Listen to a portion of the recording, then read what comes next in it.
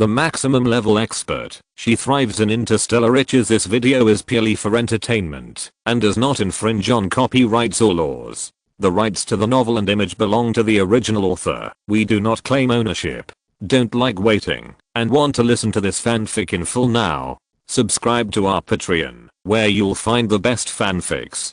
Chapter 1201, Return to Tiger Ridge 2. Wen Jiu, who was flying in the smoke, naturally saw the white figure. Therefore, the man and the demon knew that they should go down to catch the figure without speaking. Wen Jiu directly summoned the long sword, landed on it steadily, and then flew towards the hillside. Shenzing concealed himself and merged into the world, and then attacked the white tiger at the fastest speed. In just a few minutes, the white tiger, which was still running wildly, was pinned to the ground by Wen Jiu and Shenzing. Damn. Why are you two here? Beihu wanted to resist when he was attacked, but he gave up after seeing who was coming. Then he asked in confusion, didn't you two go to that base? Hearing this, Wen Jiu smiled mysteriously. Beihu, don't think of using this trick to change the subject. First, tell me why you left us and ran to Menghu Ridge alone. She was very good at changing the subject and taking the initiative, so she saw through Beihu's thoughts at a glance. As soon as she finished speaking, she saw the other party glaring at her angrily. Hey, what are you doing with such a smart little girl? And what I said is not called changing the subject. I just care about you two.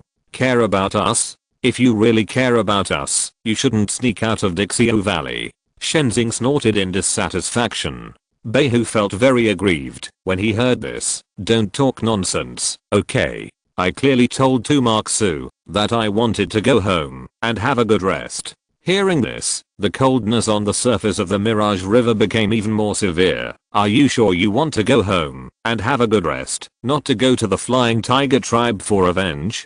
Beihu was speechless when this was said. Seeing this, Wen Jiu had no intention of helping to rescue him and just stood aside with his arms folded, pretending to enjoy the scenery. She pretended to appreciate it while counting, and sure enough, before a minute had passed, Beihu couldn't stand the pressure. Oh, I really admire you two. Beihu sat up with grievance and dissatisfaction. I just want to come back and solve the problem quickly so that those monsters outside will not continue to gossip about me. After all, I'm a big monster guarding a place, and I was once a famous divine beast. How can I afford to lose face like this? 2 days ago, Guho Bird brought a cub to Kingxi to play. As soon as it saw me, it asked me, Grandpa Beihu, were you injured by the tiger spirit? Oh, even the cub knows about this. Where do you think I can put my face? Guho Bird is also a big monster in the world. It lives in the canopy of Dixie all year round and takes care of the abandoned monster cubs. The animals that Wen Jiu usually sees in Kingxi are the monster cubs picked up by Guho Bird. However, Guho Bird is out picking up cubs 9 out of 10 days, so Wen Jiu has not been able to meet it in Kingxi several times. The Guho Bird is back. Have you told her not to pick up any more children? Kingxi will be full. When Shenzing heard Beihu mention the Guho Bird, he thought of the cubs of the annoying monsters. In fact, the cubs picked up by the Guho Bird are very obedient, and few dare to be naughty in Kingxi. It's just that Shenzing simply doesn't like the cubs. As he walked, he forced a cold face and said, since you asked sincerely, I will be merciful and tell you. First, I will find the bad guy Nine-Tailed Fox and ask who spread my story. Then I will go to the Flying Tiger clan and get those trouble-making tiger spirits. Before he could finish his words, he heard the Flying Mirage River say, in fact, you haven't thought about what to do at all, right? You just want to beat up all those tiger spirits and use force to make them wake up. He was speechless and choked by the other party again, and the whole tiger seemed to be petrified in an instant. Seeing this, Wen Jiu couldn't help but pursed his lips and tried to hold back a smile. Okay, Lord Shen, please be merciful and let him go. And Beihu, tell us where the Nine-Tailed Fox is and take us to find her together. With the step she handed over, Beihu immediately went down. Although Shenzing was somewhat dissatisfied, he didn't say anything more in the end. So the man and the two demons flew and ran, heading in the direction where the Nine-Tailed Fox was said to be. However, before the three of them reached their destination, they saw a group of people with tiger ears and tiger tails. There was no need to think too much, these must be tiger spirits. However, in Wen Jiu's eyes, tiger spirits were no different except for the color, so she couldn't recognize which demon tribe they were just by looking at the tiger ears and tiger tails. But for the only leader of the tiger spirits, Behu, it was easy to recognize which demon tribe these tiger spirits belonged to. So the moment these tiger spirits were discovered, Behu, who was running in the front, stopped. Seeing this, Shenzing silently winked at Wen Jiu. Wen Jiu knew from the look Shenzing gave him, and the sudden stop of Behu, that these tiger spirits were all from the Flying Tiger clan. This can only be said to be a narrow road for enemies. They originally wanted to find the nine-tailed fox first, and then go to the Flying Tiger clan after understanding the situation. However, they did not expect that the plan could not keep up with the changes, and they met the tiger spirits of the Flying Tiger clan on the way. "Oh, what are you doing here?"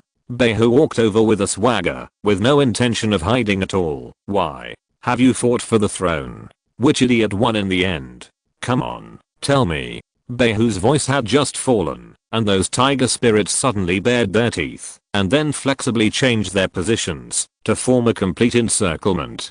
Seeing this, a hint of coldness flashed in Wen Jiu's grey-blue eyes. She immediately pulled out her modified whip, and swung it hard at those tiger spirits. Today's second update has also been successfully delivered. Thank you little angels for your support, and love 030. Chapter 1202, Return to Tiger Ridge 3. As expected by Wen Jiu, the tiger spirits formed a circle to attack the white tiger. Just before she swung the whip, a tiger spirit gathered its strength and rushed forward, slashing its claws at the white tiger. The poor white tiger had not yet recognized the situation, and did not defend itself in the first place. If she had not swung the whip on the back of the tiger spirit, the white tiger would have been injured by ordinary tiger spirits again. "Damn it. Are you guys crazy?" The white tiger roared in confusion and anger. "You dare to sneak attack me? I will bite you to death." As soon as the voice fell, the white tiger rushed towards the nearest tiger spirit. After seeing this scene, the tiger spirits did not retreat but advanced, and they all rushed towards the white tiger with their teeth bared, as if trying to attack by encirclement and suppression. Seeing this, Wen Jiu decisively continued to swing the whip and hit the tiger spirit that was about to pounce on the back of the white tiger. A blood flower instantly bloomed on the yellow and white fur. The tiger fell to the ground in pain, and rolled several times. Then it stood up tremblingly, and grinned at her. She couldn't help but smile when she saw this situation. She turned her slender wrist slightly, and took back the whip. The next second, she whipped the tiger again. The long whip with golden light fell on the tiger again. The scarlet blood beads first drew a beautiful arc in the air, and then fell on the green grass to bloom blood flowers. Because she sensed the killing intentions of these tiger spirits, she didn't show any mercy when she attacked. Every blow was aimed at the lifeline. In less than a minute, the tiger spirit fell to the ground dying.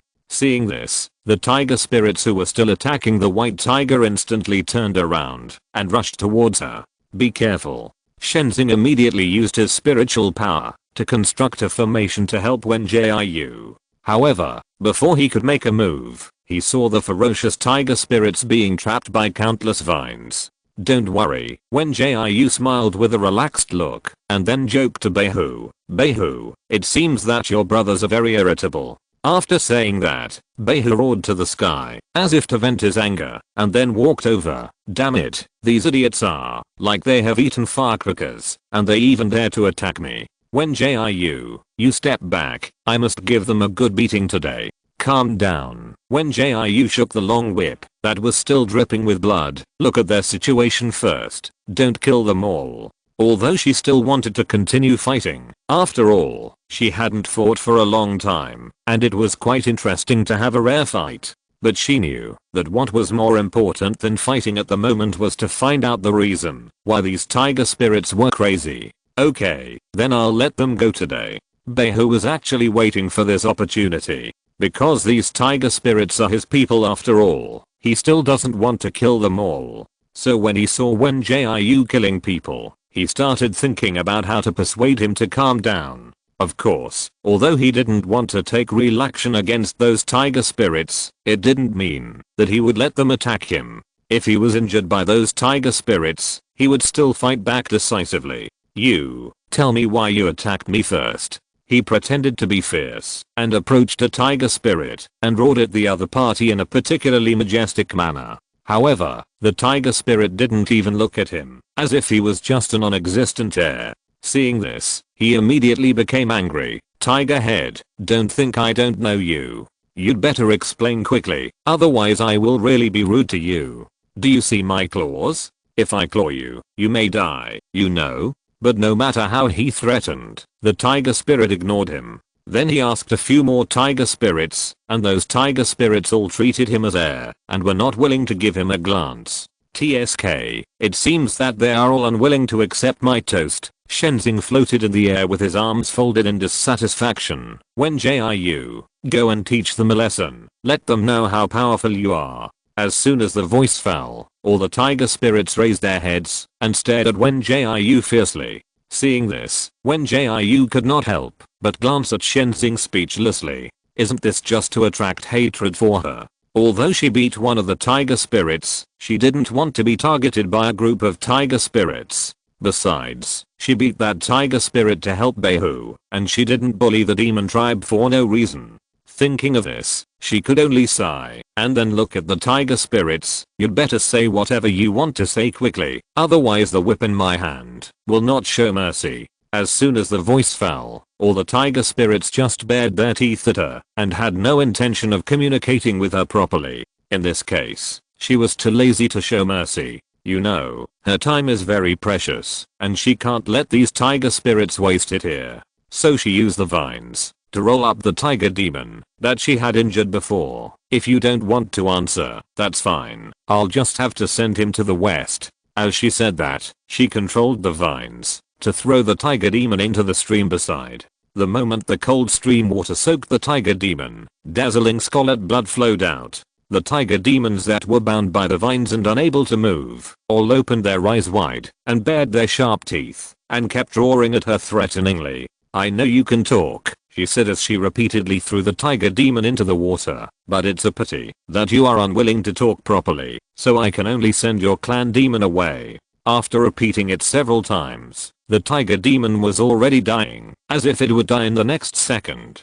Seeing this, one of the tiger spirits bound by the vines could not help but yelled, "Let him go. I can tell you anything you want to know. Wouldn't it be better if you did this earlier? You have to force me to do something serious." Behu finally waited for a tiger spirit willing to communicate and quickly shook his head to signal Wen Jiu to stop. "Come on, tiger head, tell me why you attacked me just now. And what are you guys doing here?" As soon as the voice fell, the tiger spirit called Tiger Head glared at Behu angrily for a long time until Wen Jiu once again used vines to throw the injured tiger spirit into the water. He couldn't help but roared, "Because you slandered the immortal who helped us. You want to kill our entire flying tiger tribe. So we have to take corresponding defensive measures." Today's first update has been successfully delivered. Thank you little angels for your support and love. 030. Chapter 1203, Return to Tiger Ridge 4. Hearing this, Behu was completely stunned. He really didn't expect that the tiger spirits he treated wholeheartedly not only believed in the fake immortal who appeared out of nowhere, but also thought that he was a bad guy who was extremely vicious and wanted to harm tigers. You are a bunch of heartless idiots." He was so angry that he didn't even know what to say. "I wholeheartedly helped and protected you, but you just believed in that fake immortal. I must have committed 8 lifetimes of sin to meet you idiots." He roared in sadness and anger, and his roars were deafening, enough to hear how sad he was at the moment. In the past, when these tiger spirits saw him unhappy, they would pretend to obey and coax him. The brave ones would come to comfort him, or accompany him to walk around to relax. But now, not only did the tiger spirits not come to comfort him, but they also stared at him with the eyes of looking at an enemy, as if they wanted him to die right now, which really broke his heart in an instant. Why? Why did it become like this? He asked himself honestly that he had done nothing wrong to the tiger spirits. What benefit did the hammer fairy give you? Ah, you just believe that fake thing. As soon as he finished speaking, Tiger Head sneered, "Anyway, you can't give us anything. You only know how to guard your treasure all day long and don't care about the lives of ordinary monsters like us. A selfish monster, like you might as well die." Before Tiger Head finished speaking, the vines that bound him suddenly grew countless thorns and pierced directly into his white and yellow fur, causing him to scream in pain. Seeing this, the white tiger, who had collapsed a little before, suddenly woke up. He turned his head blankly, only to see Wen Jiu standing behind him with an indifferent expression, still holding the thin whip in his hand.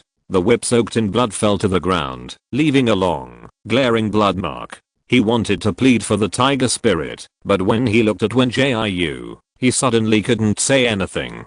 Tiger Head screams continued, and the other tiger spirits were excited and roared angrily. However, Wen Jiu stood there indifferently. "If you have time to waste your energy howling here, you might as well answer the questions I want to know. First, why did you attack the white tiger? Second, who is the so-called immortal? Third, what is the purpose of doing this? 10 minutes from now on, if you can answer all the questions, I will spare your lives. If you can't answer them, I will send you to the west.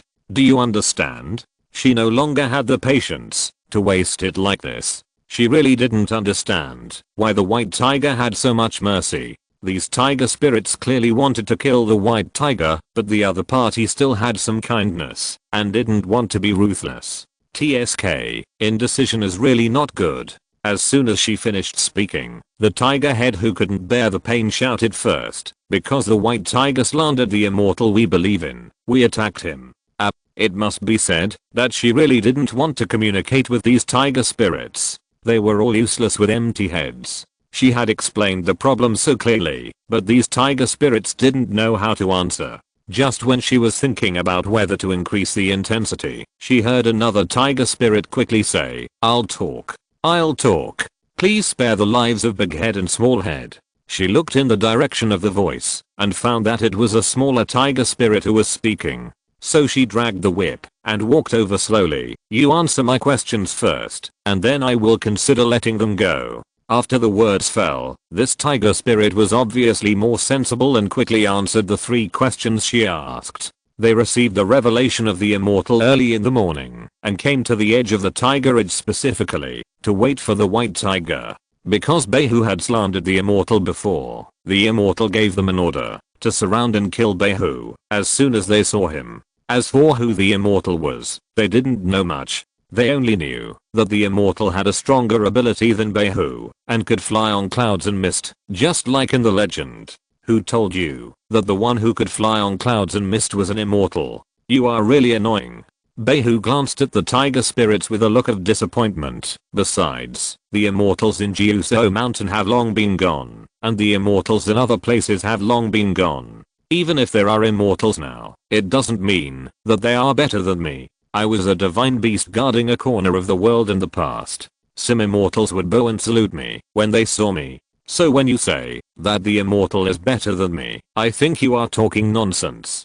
Behu said a lot of indignant words, but the people and monsters present ignored him. Seeing this, he could only groan in grievance. Is that the answer you gave me? Wen Jiu looked the tiger spirit up and down. After she finished speaking, she saw the other party nodded slightly. Seeing this, she pondered for a moment before continuing to ask, has anything strange happened to your flying tiger clan recently? The tiger spirit was stunned when he heard this, and after thinking for a long time, he answered timidly, no, everything is normal in our flying tiger clan. Hearing this, she tied the 7 or 8 tiger spirits together with vines, and then handed the extended vine to Behu. Aren't you extremely strong and fast? Then you take them back to the flying tiger clan and Shenzing, and I will slowly chase behind. After saying these words, she threw a small porcelain bottle to Behu, and then put away the whip and took out the long sword.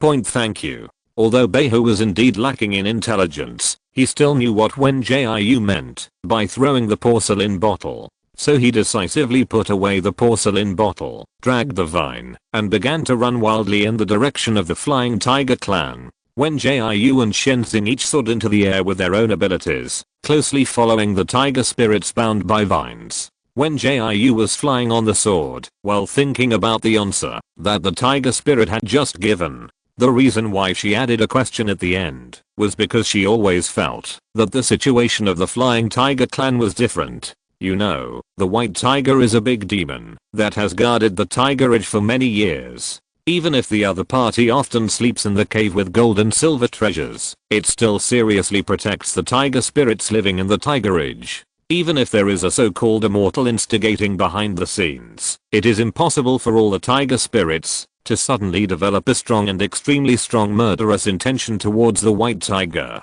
Therefore, she felt that the murderous intention of these tiger spirits towards the white tiger came very suddenly, compared to the tiger spirits who are executing the orders of the immortals, and they themselves have a certain murderous intention towards the white tiger. She believes that these tiger spirits are bewitched. Source. Today's second update has also been successfully delivered. Please check it out. Little Angels. 030. Chapter 1204. Restoring Order 1. It turned out that Wen Jiu's guess was correct. They arrived at the territory of the flying tigers with the tiger spirits, and as soon as they entered, they saw a strange stone statue standing not far away. But before they could see clearly, a group of tiger spirits attacked them fiercely. White tiger. What do you mean by this? The tiger spirit in the lead roared at the white tiger, and then the other tiger spirits followed suit. The roars were deafening, and Wen Jiu was really annoyed. When she thought about the confrontation between the white tiger and the tiger spirits before, she knew that she would definitely waste a lot of time next. So she swung the whip neatly, catching the tiger spirit in the lead off guard, and then summoned vines to tie up all the tiger spirits around. In just a few seconds, there was only one tiger spirit left on the field that could move freely. This tiger spirit was the one that was whipped by Wen Jiu, and it was also the current patriarch of the flying tigers, named Huian. He was suddenly whipped by a whip just now. He wanted to bite the little girl in front of him, but he didn't know that this would happen in the next second. This made him panic for a moment. White tiger, are you going to kill all of our flying tigers? He paused for a while before staring at White Tiger with great anger. The immortal had already said that he would let you go, but I didn't expect you to be so despicable and shameless. I should have known that I shouldn't have asked the immortal for mercy. You are such a heartless thing. What the immortal said is indeed right. You just want to destroy our flying tigers. As soon as he finished speaking, a pair of wings suddenly grew behind him. The moment the wings flapped, countless dust was raised, and the white feathers kept flying with the wind. And he dragged the huge tiger body and flew into the air, looking down at the white tiger. Seeing this, the white tiger who wanted to scold the tiger was stunned for a moment. Then he widened his eyes and murmured, "Fuck, what's going on? Am I dreaming?" "No, you are not dreaming." Huian showed a proud and excited smile. "This is the ability that the immortals have given us, the Flying Tiger clan. It is something that you, the White Tiger, can never give us." In fact, the tiger spirits of the Flying Tiger clan had a pair of large wings that could fly freely a long time ago, which is also the main reason why they are called the Flying Tiger clan. But for some reason, as time passed, the tiger spirits of the Flying Tiger clan lost their wings and became the same as other tiger spirits. Therefore, the tiger spirits of the Flying Tiger clan have always wanted to have wings again and have been silently trying to find a way to get their wings back. It's a pity that no matter how many methods they tried, the pair of white wings only exist in legends. After seeing this scene, the white tiger couldn't help but remain silent. Because he knew the past of the Flying Tiger clan, he was now both confused and puzzled. Before he could think about it, Huian suddenly flapped his wings and rushed towards Wen Jiu. Huian stretched out his claws as he fell, and his sharp nails were particularly conspicuous in the sun. Seeing that Huian was about to attack Wen Jiu with his claws, Beihu and Shengxing hurriedly used their respective skills. Beihu roared to intimidate Huian, making the opponent's movement slow down at this moment. Shengxing urged his spiritual power to construct a formation, preparing to trap the mad Huian. However, just as the two monsters were concentrating on counter-attacking, Wen Jiu yawned lazily. In an instant, countless vines broke out of the ground and directly tied Huian into a ball, hanging in the air like a cocoon. This move came very suddenly, and Huiyan didn't react, and Beihu and Shengxing didn't react either. Thus, an awkward situation occurred. The white tiger dived into the formation set by Shenzing, and the whole tiger was trapped inside, and could not move. Old Shen, are you too old to cast spells accurately? The white tiger stared at the ground speechlessly. Because when he just got in, he just made a jump, and he was frozen at the moment of entering the formation, so he could only look at the ground now. Hearing this, Shenzing, who was originally trying to unlock the formation, suddenly stopped his action. Yes, I'm old, and can't cast spells accurately, so I had forgotten the method to unlock the formation. You just stay in it for a while, and it will probably be automatically unlocked after 2 hours.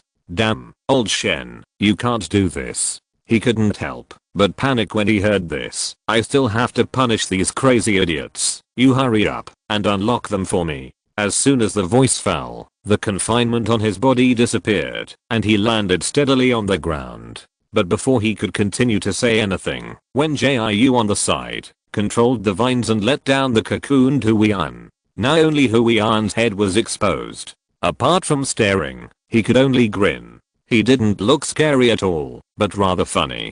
Don't waste your expression there. Wen Jiu stood aside lazily with one hand on his waist. You just answer whatever I ask next. If you refuse to answer or answer randomly, I will randomly select a lucky tiger spirit and let him restart his life before you. She originally wanted to send the tiger spirit to see the king of hell, but she didn't know if there was a concept of the king of hell here, so she thought about it and used a euphemism. After she finished speaking, she saw that Huiyan's expression became more ferocious. As soon as she saw the other party's expression, she knew what the next conversation would be like. So she decisively selected a tiger spirit at random and controlled the vines to grow countless spikes. Blood beads rolled down instantly, and Huiyan's eyes were bloodshot. First question, what is that stone statue there? She didn't ask the tiger spirits the reason as before, but directly asked about the strange and peculiar stone statue. When she first stepped into the territory of the flying tigers, she saw the stone statue standing in the middle.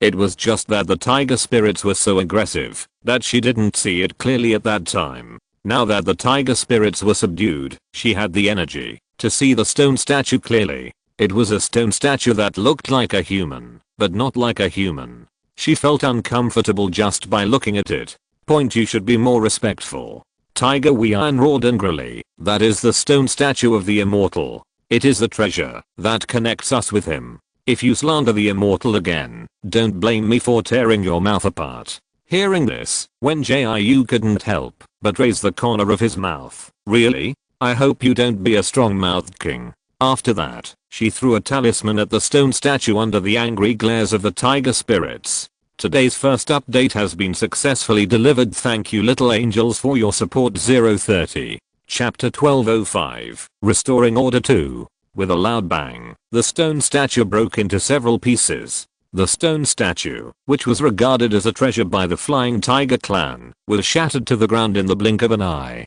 Seeing this, Huiyan roared with bloodshot eyes, I will kill you. As soon as the voice fell, when Jiu saw Huiyan break free from the vines, his golden eyes turned red, and his teeth and claws became sharper in an instant. Do you think you can trap me like this? Huiyan stared at Wen Jiu with a ferocious look. The power given to me by the immortal is infinite. Since you have repeatedly offended the immortal, I have no choice but to obey the immortal's order and get rid of you. Wen Jiu smiled and replied, when she heard this, yeah. If you have the ability, just kill me. After that, she swung a whip in the direction of Huiyan. As she expected, the other party dodged very flexibly this time, and did not hit him hard like before. It's just a trifle, nothing more than that. Huiyan sneered wildly, and then swooped down to where she was standing. Although she summoned countless vines to attack, she still couldn't stop the opponent's movements. Huiyan was like a flexible fish, dodging left and right under her vine attacks. Even if a vine touched Huiyan, it would be quickly thrown away by the opponent. Seeing this, she couldn't help but raise the corners of her mouth. The next second, the vines that attacked Huiyan again ignited a raging flame when they were about to touch him. At first, He didn't take it seriously and just dodged it contemptuously like before. Or wait for those vines to touch him, and then he will easily throw them away. But he found something wrong when he was dodging. Those vines actually transferred the flames to his fur, and no matter how he flew, he couldn't put out the flames. Seeing this, he quickly turned around and flew to the pond beside. His yellow and white tiger fur was instantly wet, and all of it stuck tightly to his flesh. Even so, the flames were not extinguished, but had a tendency to continue to expand. At this moment, in addition to being surprised, he also felt a little fear in his heart. Why is there black smoke coming out while burning? Is it burned?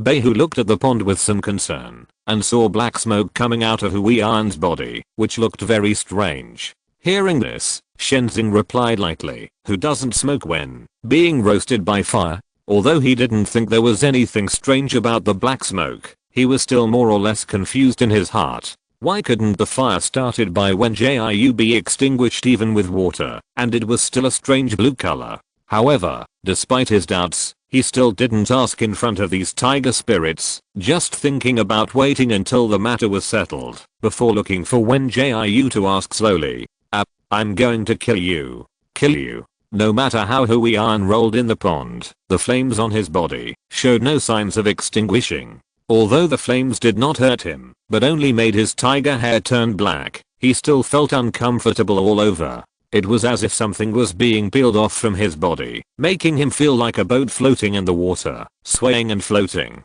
dizzy. In just a few minutes, the black smoke on his body turned from a little bit to a little bit. Old Shen, look at those black smokes. Behu looked at the black smokes gathered in the air with both confusion and worry. Why don't they disperse? All the black smokes gathered in the air, condensing together into a ball. Even Behu, who had seen many strange phenomena, became nervous at this moment. His temples were beating suddenly at this moment, as if foreshadowing the impending danger. Shenzing also noticed this strange phenomenon, but he did not answer Behu's question. Instead, he put his fingers together and circulated his spiritual power, quickly constructing a defensive formation. At the moment, when the defensive formation was formed, Hui An, who was rolling in the pond, suddenly closed his eyes and fell down. At the same time, the tiger spirits that were bound by Wen Jiu's vines all emitted wisps of black smoke.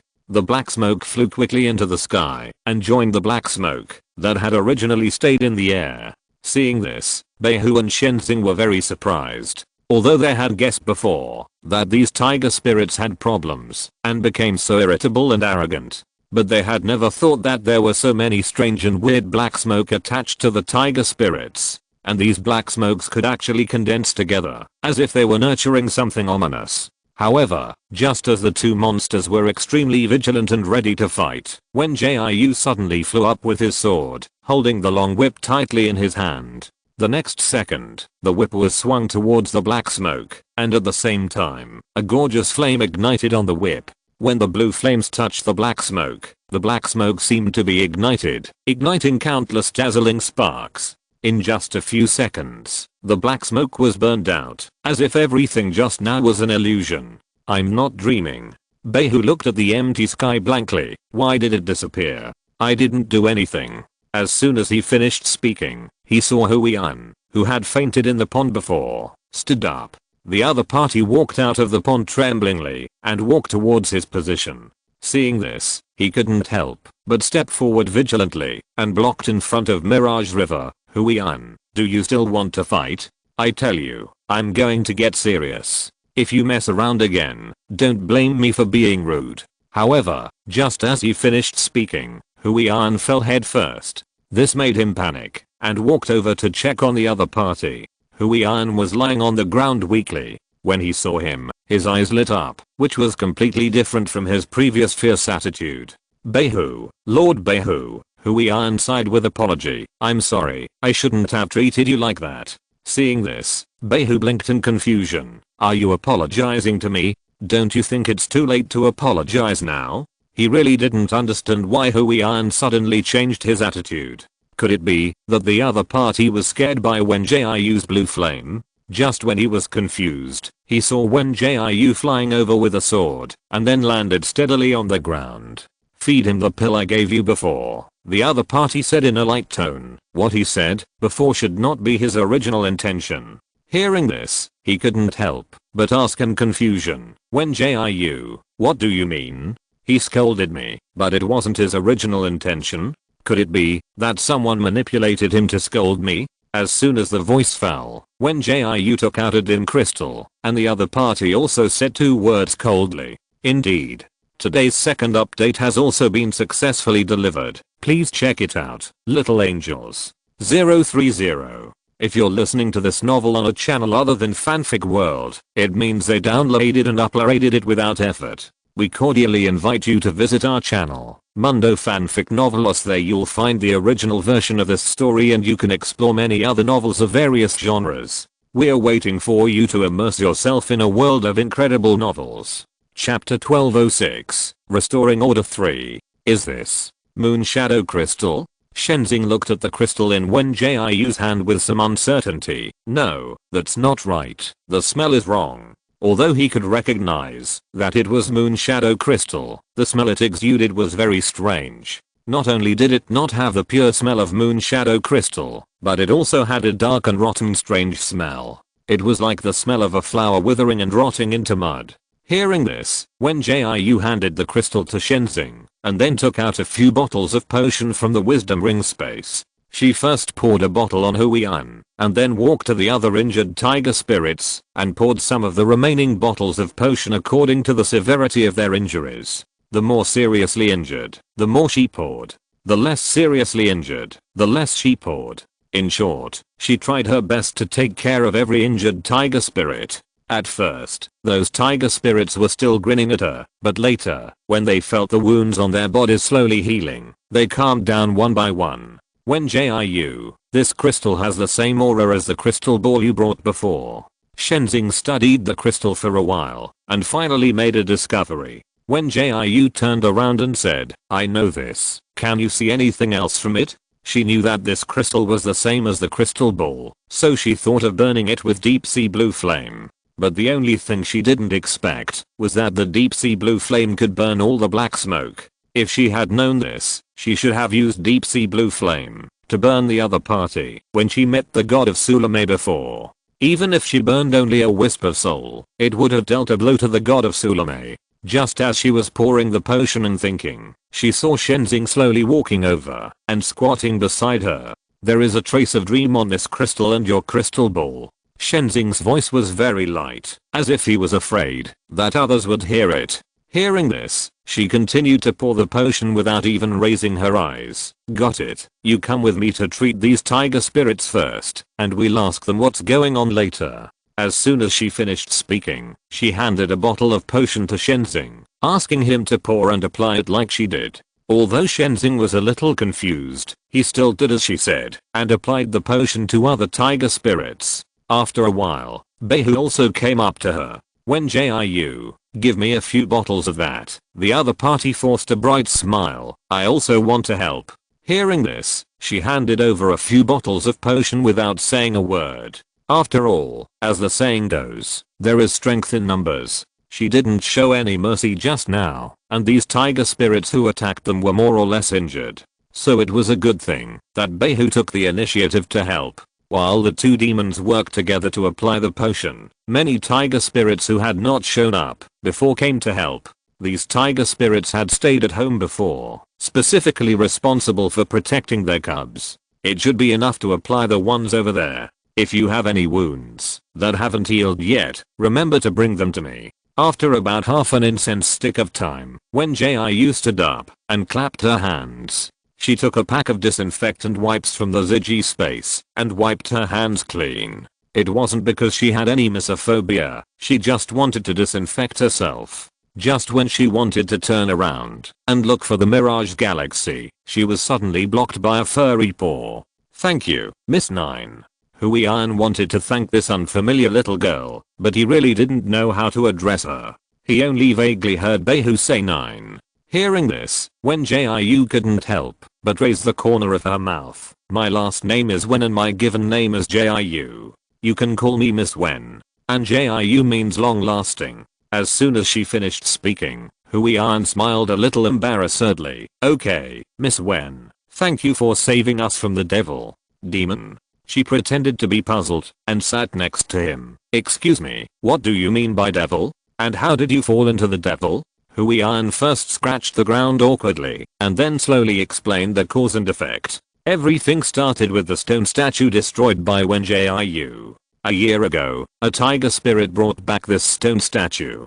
Because the stone statue was carved lifelike and beautiful, it was placed outside the house as a decoration. Later, somehow, the former patriarch accidentally saw this stone statue and thought it was beautiful, so he suggested putting the stone statue in the center. Since then, every tiger spirit who has seen this stone statue will gradually become irritable and fierce. At first, no one noticed this change, and they just thought it was the spring that made them restless. When they realized something was wrong, it was too late.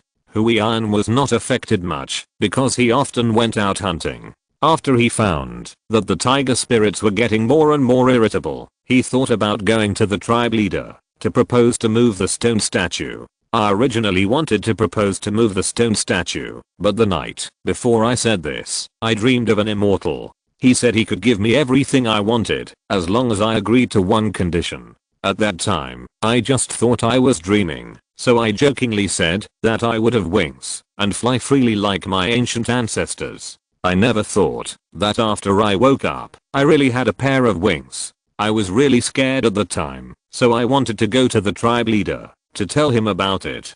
But what Huiyan never expected was that the former tribe leader had been bewitched at that time, and the tiger spirits who followed the tribe leader were also affected.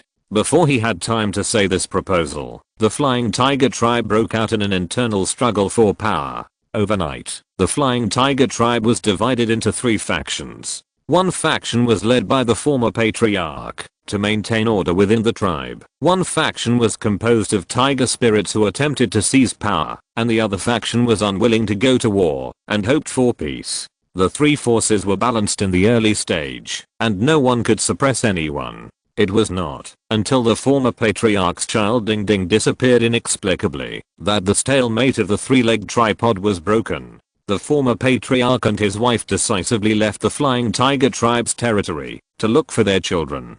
The tiger spirits who attempted to seize power took this opportunity to attack the turbulent former patriarch's faction. As you can imagine, the former won, and the latter was expelled from the tribe. Because internal struggles in the demon tribe are not uncommon, the Flying Tiger tribe at this time has not attracted the attention of the white tiger. Those tiger spirits who wanted to seize power did not stop even after their victory. They all wanted to become our new clan leader, so they split into several factions and continued their internal struggle. As a result, when they were only halfway through the fight, Lord White Tiger returned with the missing Tintin.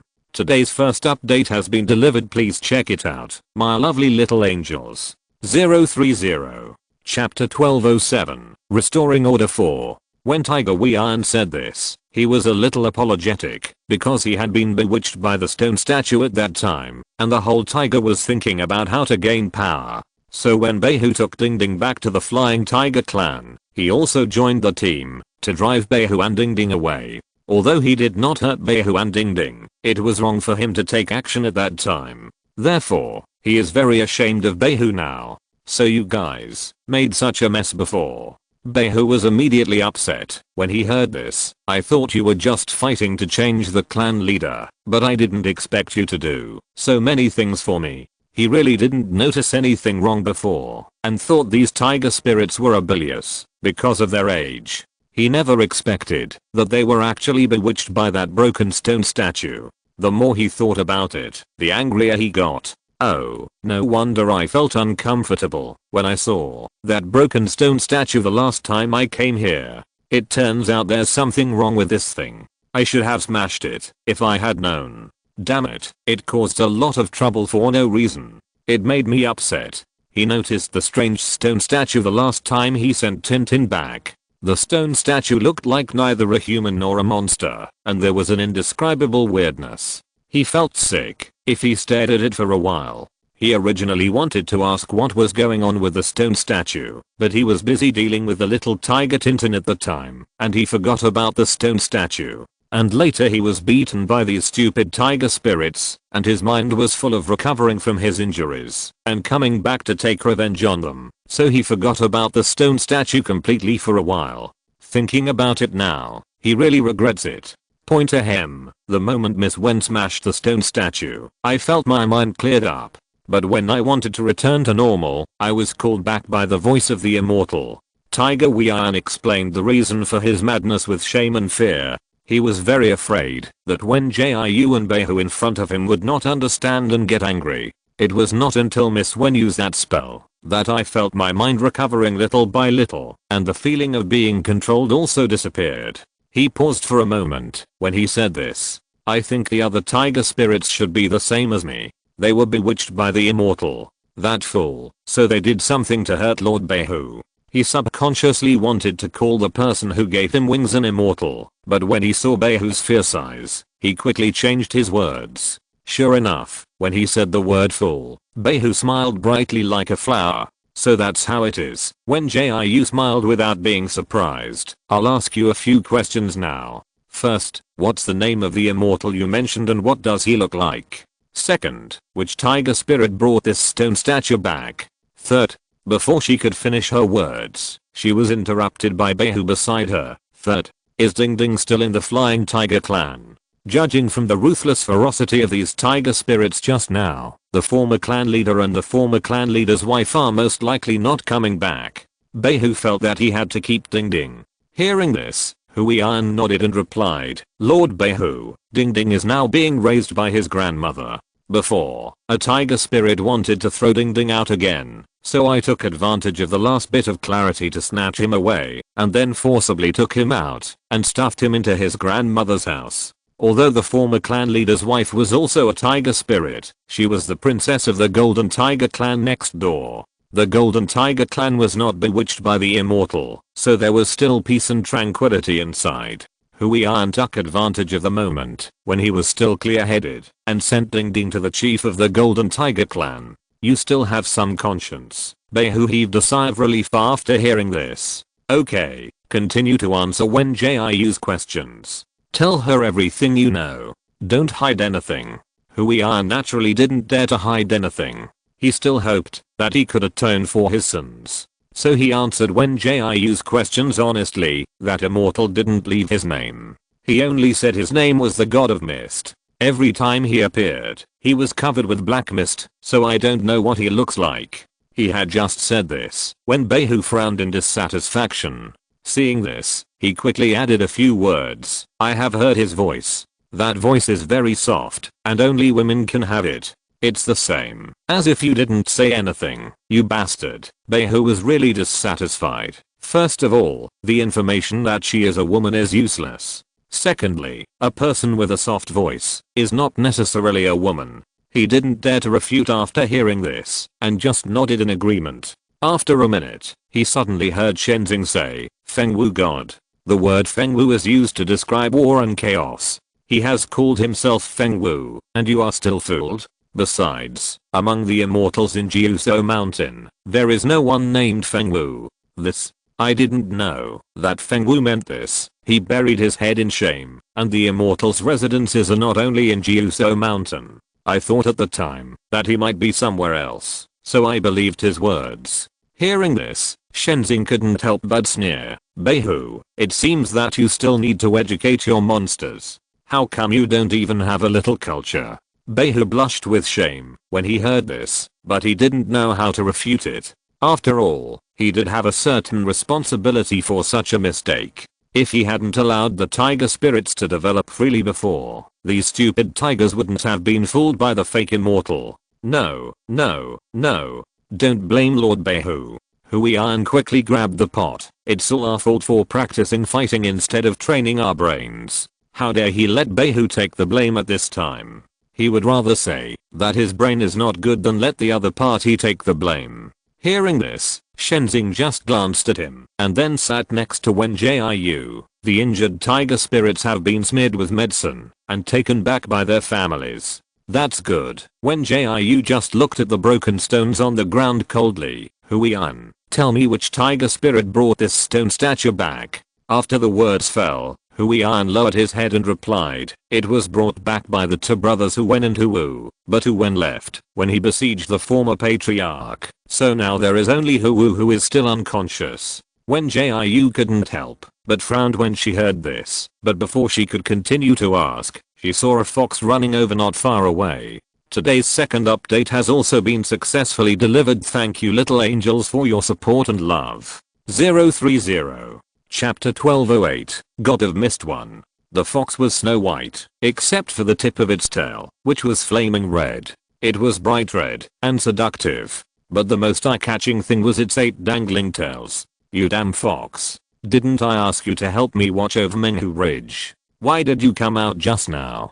Behu threw away the potion bottle in his hand and then looked at the fox in front of him angrily. If you are so lazy, return the magic weapon I gave you. Hearing this, the 9-tailed fox walked over slowly. I'm not lazy. Don't throw dirty water on me. I just found a tiger spirit from the Flying Tiger clan acting sneakily in the Golden Tiger clan next door, and I was one step late because I didn't catch him. Point, is it true? The white tiger blinked doubtfully. Then which tiger spirit can you tell me? The 9-tailed fox first walked to Wen Jiu, then sat down and said while licking his paw, "It's the tiger spirit named Hu. He has been wandering outside the cave where Ding Ding lives. I thought he was very strange, so I caught him." After the words fell, everyone present was silent. Why are you all silent? A trace of doubt flashed in the golden eyes of the 9-tailed fox. Do you all know the tiger spirit named Hu? Hearing this, Wen Jiu spoke, "I know him, but the tiger tribe leader just said that Hu is still in a coma. So you said that you saw Hu in the Golden Tiger tribe, so we are more or less surprised." She didn't think that Huiyan was lying before, but she was just wondering why this happened. Of course, she didn't doubt the 9-tailed fox's intention. But she didn't know the 9-tailed fox and didn't know what the other party's temper was, so it was inevitable that she would speak in a business-like manner. Oh. The 9-tailed fox raised his eyebrows upon hearing this. So that's the case. But I did see Hu in the Golden Tiger tribe, but I didn't want to bring him back because I didn't want to bother with it. If you don't believe me, you can go to the Golden Tiger tribe with me to have a look. After hearing this, Shenzing replied, 9-tailed fox, don't worry, we don't disbelieve you. It's just that this matter is too strange, and we need to do some more investigation. He and the 9-tailed fox can be considered friends, so he knows the other's temper and personality. Although the 9-tailed fox is insidious and cunning when facing outsiders, it will never cheat when dealing with friends. I didn't lie, my lords. Huiyan saw that the atmosphere was not right and quickly explained, Hu was really unconscious before. Other tiger spirits can also testify. Wen Jiu frowned when he heard this. If the 9-tailed fox and Huiyan didn't lie, then they must find Hu and interrogate him. Anyway, the Golden Tiger tribe is not far from the Flying Tiger tribe, and it doesn't take much time to make a trip. Besides, Behu still has to go to the Golden Tiger clan to pick up Ding Ding, and they will have to make this trip sooner or later. So when Jiu, Behu and the 9-tailed fox went to the territory of the Golden Tiger clan together.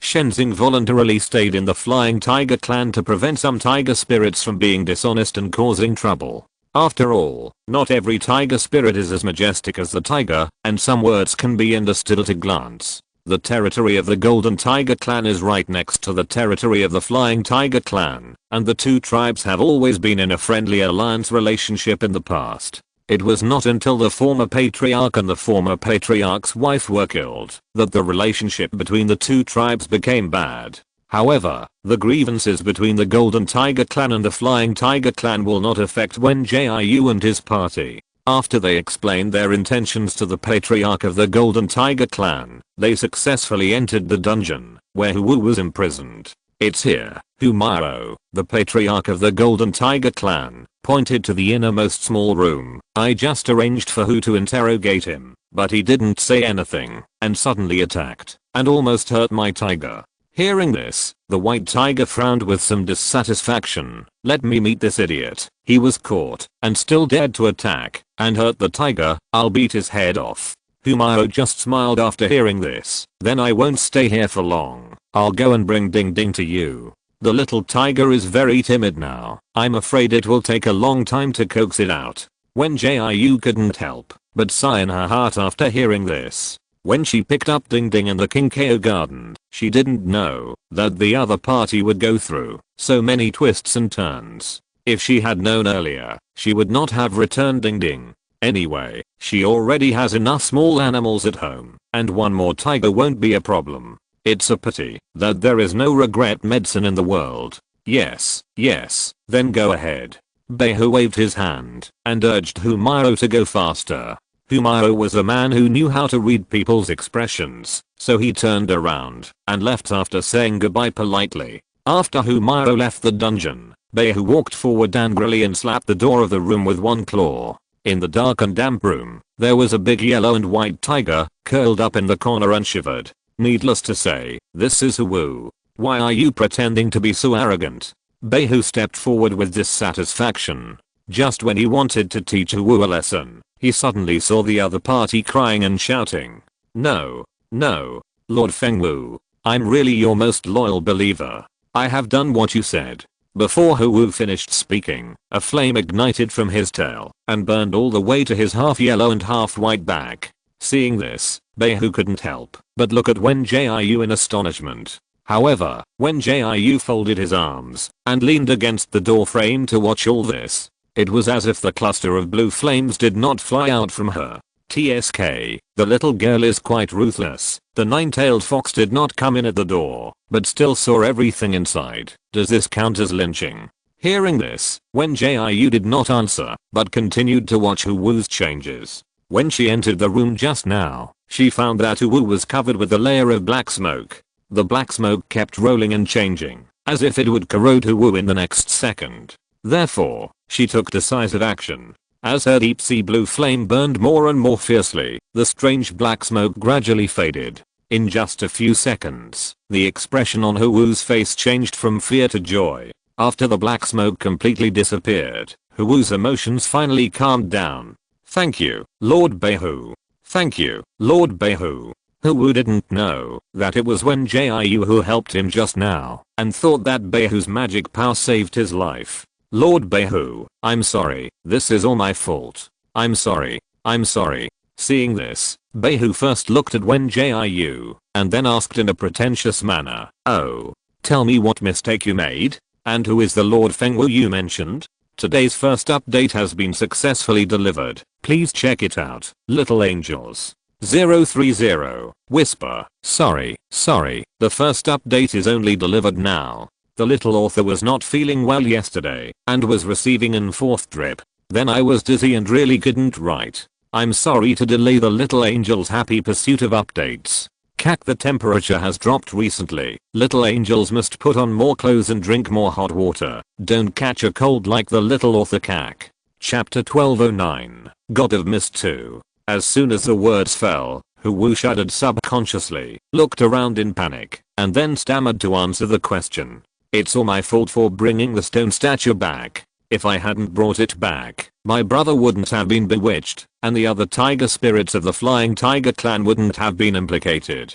I'm sorry, Lord Behu. I'm really sorry. At first, I just thought that the stone statue was beautiful and could be placed at the door of my house as a decoration. I really didn't know it would have such consequences. The more Huwu spoke, the more emotional he became. In the end, he even knelt on the ground and cried. Seeing this, Behu said with half disgust and half helplessness, don't cry in a hurry. Crying alone is useless. Tell me where you saw the stone statue and what happened after you brought it back. You don't need to talk about the internal struggle of the Flying Tiger clan. We have already heard about it from Huwian. Just tell us about your situation with Huwen. He didn't like Huwu, the tiger spirit, and now he was even more annoyed when he saw the other party like this. Besides, if Huwu hadn't brought the stone statue back to the Flying Tigers, he wouldn't have had to help them clean up the mess here. Isn't it nice to sleep in a cave with treasures? TSK, the more I think about it, the angrier I get. Woo. Okay, Lord White Tiger, Huwu cried out of breath, and it took him several minutes to calm down a little. I went to the green grass garden with my brother before, but I didn't expect to take the wrong road and end up in the Kizan realm.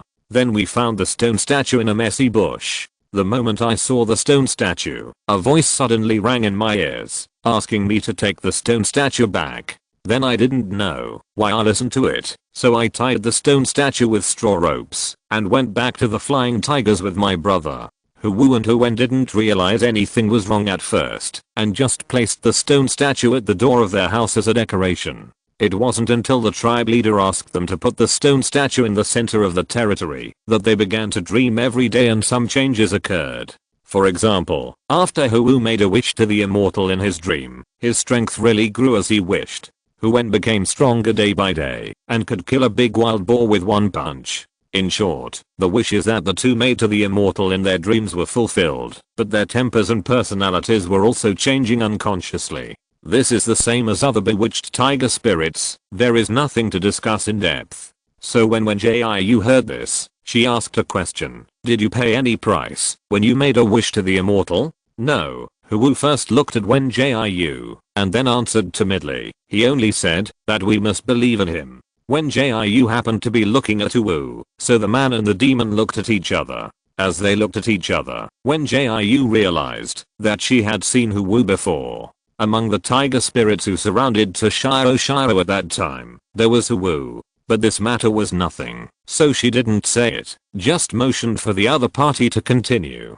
After our wish came true, we started to become arrogant. We first provoked a fight within the Flying Tiger clan, and then went to other demon clans to cause trouble. This barely explains why Wu appeared in the green grass garden and blocked Shiro to bully him. I didn't think anything was wrong at first, until my brother and I received his instructions to go to the land of condensed snow to cause trouble. Hearing this, the nine-tailed fox standing outside couldn't help but half squinted his eyes. So it turned out that the tiger spirit who tried to cause trouble in the Snow Fox clan before was you. The Snow Fox clan was still very harmonious, and there was almost no struggle for power. But during the time that Wen Jiu stayed in the Snow Fox clan, Yu discovered that several Snow Fox spirits were ready to make a move. Yu initially thought that there was something wrong with Wen Jiu, but after a careful investigation, he found that there were Snow Fox spirits who were provoked by tiger spirits who came from nowhere. Among them, the one who was provoked the most was Huzaosi. Fortunately, although Huzaosi hated humans, he was sincere to his own people, so he didn't really make a fuss. Although nothing happened, Yu still told the nine-tailed fox, the guardian demon, about this discovery. The reason why I agreed to help you temporarily manage the tiger is, first, because you gave me something I wanted, and second, I want to know what your tiger spirit wants to do in my frozen snow land. After the nine-tailed fox said this, Beihu's face suddenly became very ugly. Beihu slapped Wu with a claw in frustration. Fortunately, you, a fool, didn't really cause any trouble. Otherwise I really don't know how to end this time.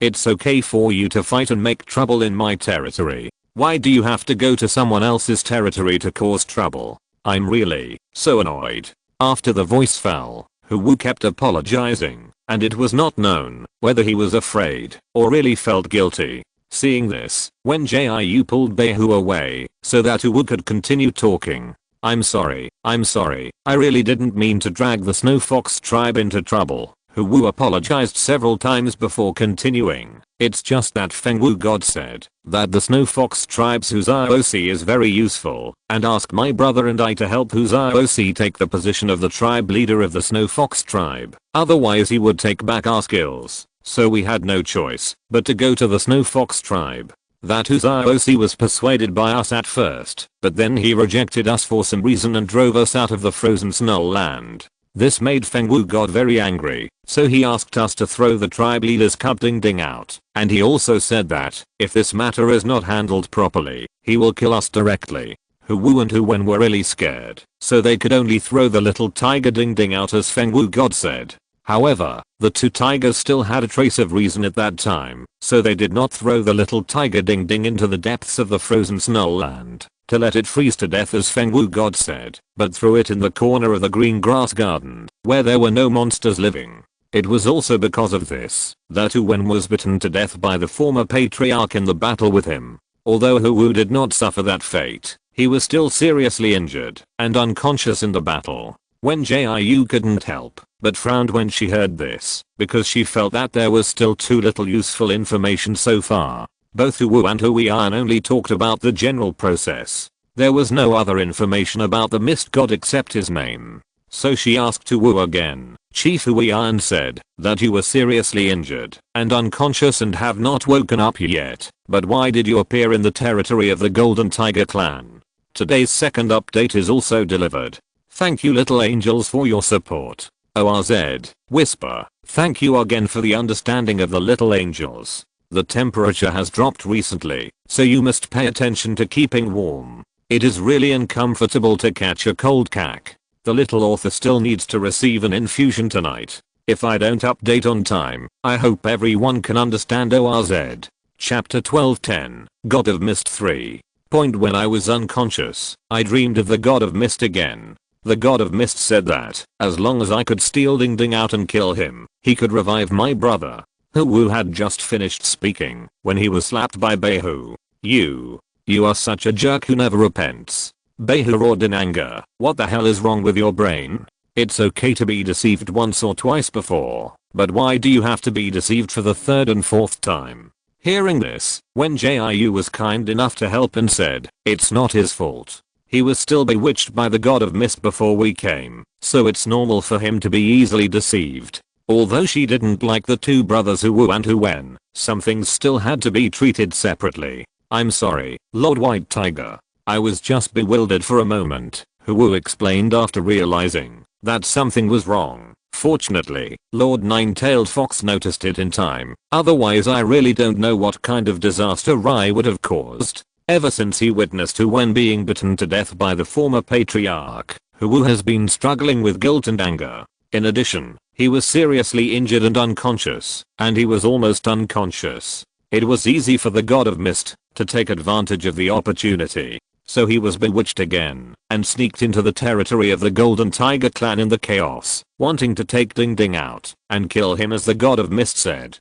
Fortunately, the Nine-Tailed Fox noticed it in time and locked him in the dungeon, otherwise he would really do something unforgivable to Ding Ding because of his bewitching. Wu, I have a question that needs your answer. When Jiu thought carefully about what Wu said, why did the God of Mist ask you to kill Ding Ding? He is just a cub that has not yet cultivated into a human form. Whether he is dead or alive, it will not have much impact on the internal struggle of your Flying Tiger clan. But why did the God of Mist instigate you to attack Ding Ding more than once? Although she was not clear about the origin of the God of Mist, she was still able to find the doubts. The biggest doubt was that the God of Mist instigated Wen and Wu several times to attack the innocent little tiger Ding Ding. Hearing this, Wu thought for a moment with his not so smart head before replying, maybe the God of Mist doesn't like Ding Ding. In fact, the God of Mist doesn't want us to really kill Ding Ding, but to throw Ding Ding into the depths of the frozen snow land and let Ding Ding leave it to fate. I really want to fly up and slap you twice. Beihu punched the wall angrily and helplessly. The frozen snow land is so cold that I will die if I stay there for 3 minutes, not to mention a demon cub who doesn't even know the art of transformation. If you really throw Ding Ding into the frozen snow land, I'm afraid he will freeze to death in less than 3 minutes. Although Beihu's words were a bit exaggerated, the facts were not wrong. Generally, demons will not easily set foot in the frozen snow land. The deeper you go into this place, the colder it will be. Even the demons living in the frozen snow land will generally not go deep. Therefore, if Wu really does what the God of Mist said and throws poor Ding Ding into the depths of the frozen snow land, I'm afraid it won't take half a day for Ding Ding to die of the cold. Are there few demons in the depths of the frozen snow land? Wen Jiu pondered for a while before asking this question. As soon as she finished speaking, she heard the Nine-Tailed Fox lazily reply, yes, there is snow and wind all year round, and the temperature is extremely low. Many demons find it difficult to survive there. Therefore, even I rarely go to the depths of the frozen snow land. Although she is the great demon responsible for guarding the frozen snow land, her main purpose is to protect the demons living there. There are almost no demons in the depths of the frozen snow land, so there is no need for her to run there. After hearing this, Wen Jiu's right eyelid twitched for a moment. A strange and bold guess suddenly popped up in her mind. Master Nine-Tailed Fox, Have you seen other humans in the frozen snow land? As soon as she finished speaking, the nine-tailed fox's expression changed. First, it was confused, then it was alert, and then it was heavy.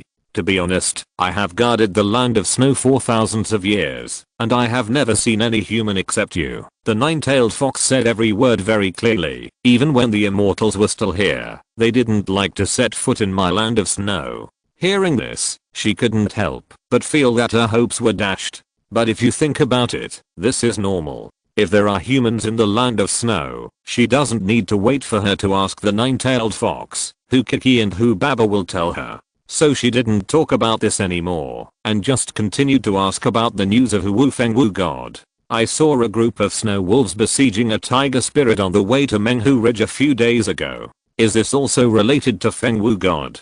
She didn't want to tell this matter at first, but she always felt that this matter was related to Fengwu God, so it would be better to tell Wu. So she just briefly described the situation, and didn't tell him about the bloody scene she saw.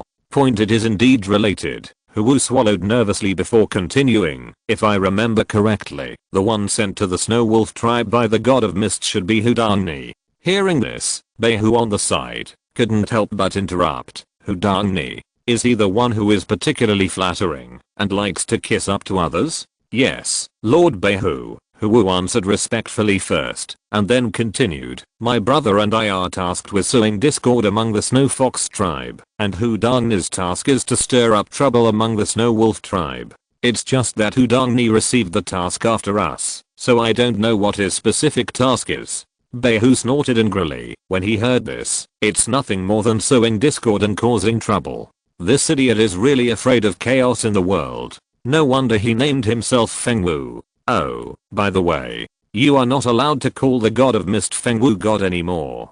Do you really think it's so easy to become a god? All the immortals who stayed in Jiu mountain before, all practiced madly and desperately, just to pass the tribulation, and successfully become immortals. However, no matter how hard they tried, there were only a handful of them who could truly become gods. So that idiot named Fengwu is definitely not a real god, and is not worthy of the title of god at all. Seeing that Behu was getting angrier and angrier, Wu quickly changed his title. Yes, Lord Behu is right. This Fengwu was probably sabotaged by Hudangni, but that group of snow wolves are strong in combat, suspicious, and particularly xenophobic. I estimate that Hudangni's mission will fail. Wu had just finished speaking when he heard the nine-tailed fox say coldly, it can't be considered a failure. His counter-espionage plan was half successful. Today's first update has been successfully delivered. Please check it out. Little Angels. 030. Chapter 1211. God of Mist 4. When everyone saw the nine-tailed fox's reaction, they knew that something was wrong. So Behu quickly asked, what happened to the Snow Wolf clan? What else can it be? It's just like your flying tiger clan, making a scene in the condensed snowland. The nine-tailed fox answered Behu unhappily. If I hadn't arranged for Hui to guard it, I'm afraid my condensed snowland would be like your tiger ridge, and things would change without you noticing. The nine-tailed fox initially just wanted to come to Tiger Ridge, to watch the fun and to deal with all the tiger spirits who wanted to make trouble in the Snow Fox clan. But she didn't expect that the fire at the city gate would affect the innocent people. After she solved the hidden danger of the Snow Fox clan, she learned that the Snow Wolf clan had already had the intention of rebellion. Of course, it can't be called a rebellion. Those snow wolves just made trouble everywhere, causing panic among the demon tribes. They didn't have internal strife like the Flying Tiger clan, nor did they besiege the Nine-Tailed Fox like those tiger spirits. So the Nine-Tailed Fox still hasn't figured out what the Snow Wolf clan wants to do. She could only arrange for Hui to keep a close eye on the Snow Wolves, to prevent a situation like the one in Tiger Ridge. Hu, think about it carefully, she thought. Since we had come to this point, why not ask a few more questions? What did Hudangni do when he went to the Snow Wolf tribe? Or, what do you think the mist will make him do? Hearing this, Hu's already inflexible brain suddenly crashed. To reply to Lord Nine-Tailed Fox, I think Hudangni should go to cause trouble, right? After hearing this, she couldn't help but grin in disgust. She shouldn't have pinned her hopes on the stupid tiger spirit. It would be better for her to wait until she was done and return to the Snowland to interrogate him in person. However, those snow wolves did not really harm the demons living in the Snowland, so it was still a big problem for her to find them and interrogate them carefully. Although she was the great demon who protected the Snowland, the demons living in the Snowland should respect and worship her, but those snow wolves were an exception. Those snow wolves were always willful and unruly, and hardly obeyed her orders. Therefore, she rarely interfered in the affairs of the Snow Wolf clan. As long as the Snow Wolves didn't cause any big trouble, she didn't bother to care about these strange guys. But now, she had to care. You are really annoying. Behu punched Wu angrily. He didn't go there to cause trouble. Was he going there to give gifts? Oh, why are all my leaders stupid?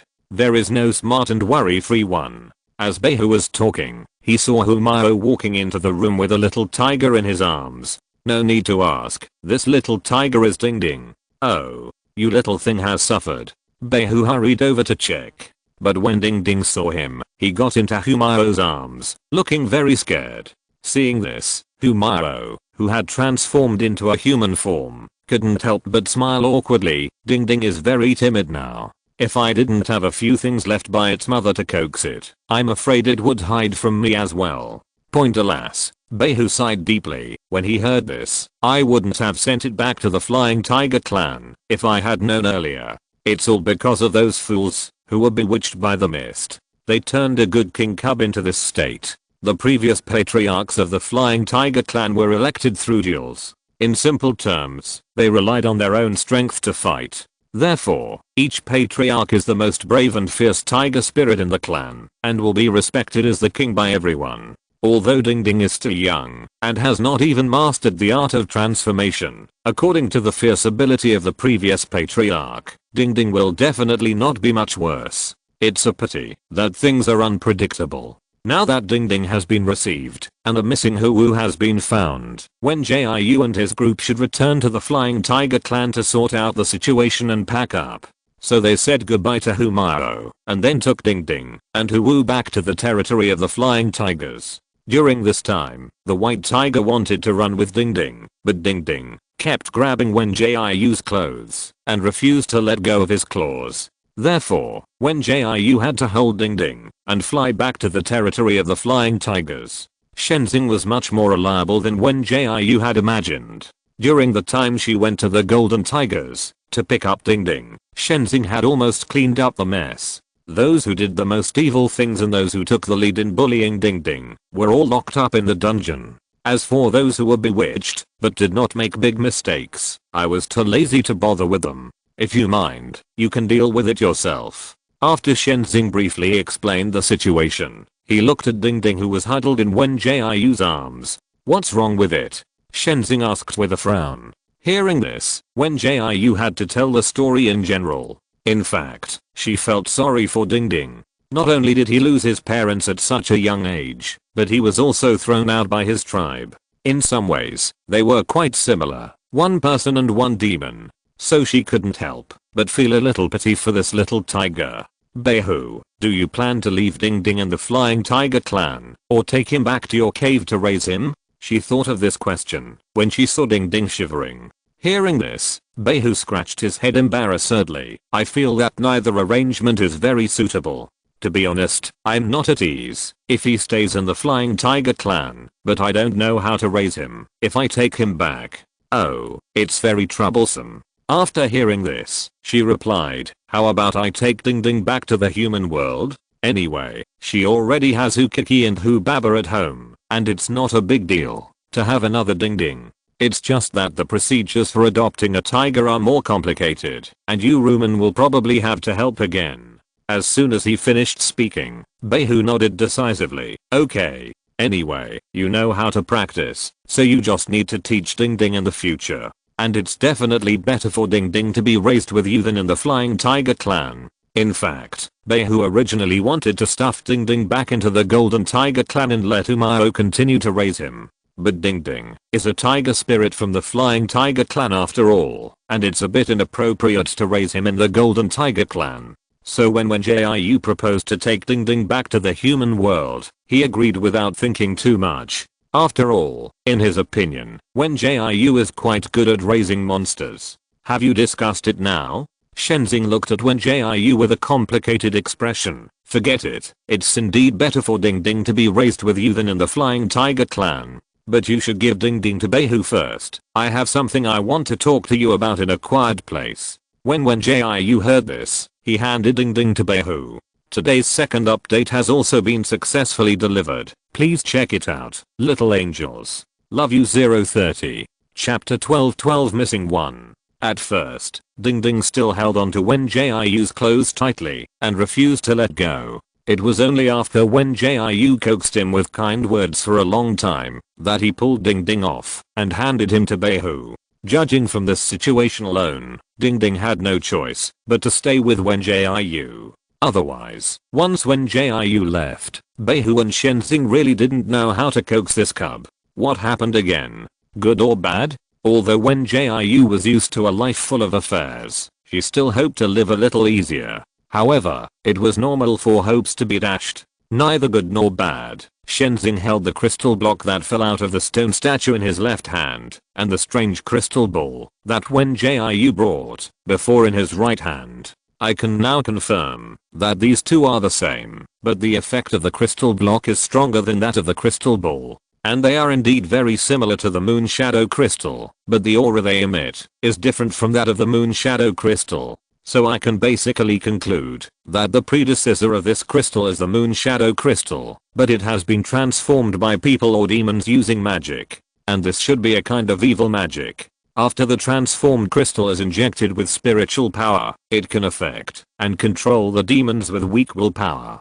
As for why these crystals are attached with the aura of Huan Meng, I haven't figured it out yet. Hearing this, Wen Jiu first glanced around, and after confirming that there was no one around, he whispered, could it be that Huan Meng transformed these crystals? She actually always suspected that Huan Meng and the god of Sulemei were the same person, but the demons who knew Huan Meng all had a very high opinion of Huan Meng, making it difficult for her to judge. And there is no substantial evidence to prove that Huan Meng has any connection with the god of Sulemei. So she could only use euphemisms to verify her speculation. No, Shenzing denied decisively. Although Huan Meng is also a great demon who has survived for thousands of years, she is actually only good at two kinds of magic. She either knows nothing about the rest of the magic, or only knows a little bit. This is also an important reason why she has never been able to become a guardian demon. How can a great demon who is not good at anything protect other demons?